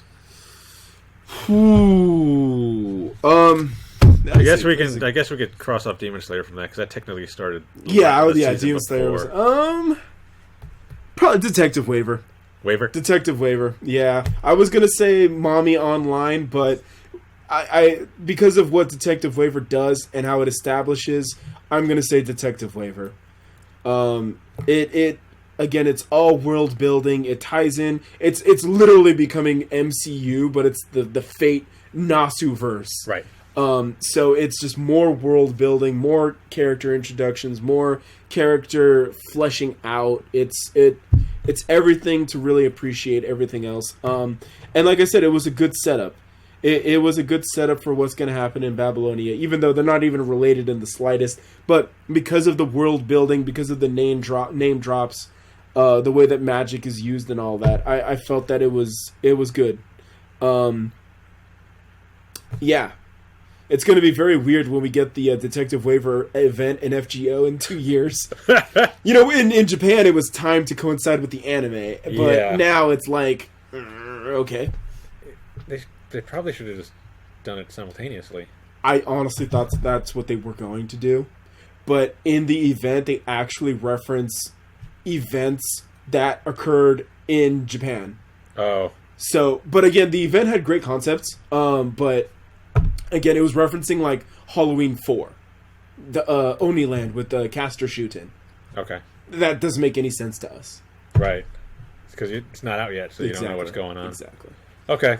Guess that makes sense then, that they would hold off. Yeah. But they could have also just released all of those events like week after week until... Which is what they do that in Korea server, I think. Do they? Mm-hmm. Just every week? They chain the events because they're trying to catch up to Japan. So they do the Bang Dream thing. Mm-hmm. Where they just every week, here's an event. Chain them together. Okay. Sometimes they even overlap. Wow. Yeah. Okay. Well, at least they're trying to catch up. We're like, we'll just get it whenever we're supposed to get it. Yeah. Okay. I think for me it would be Dumbbell.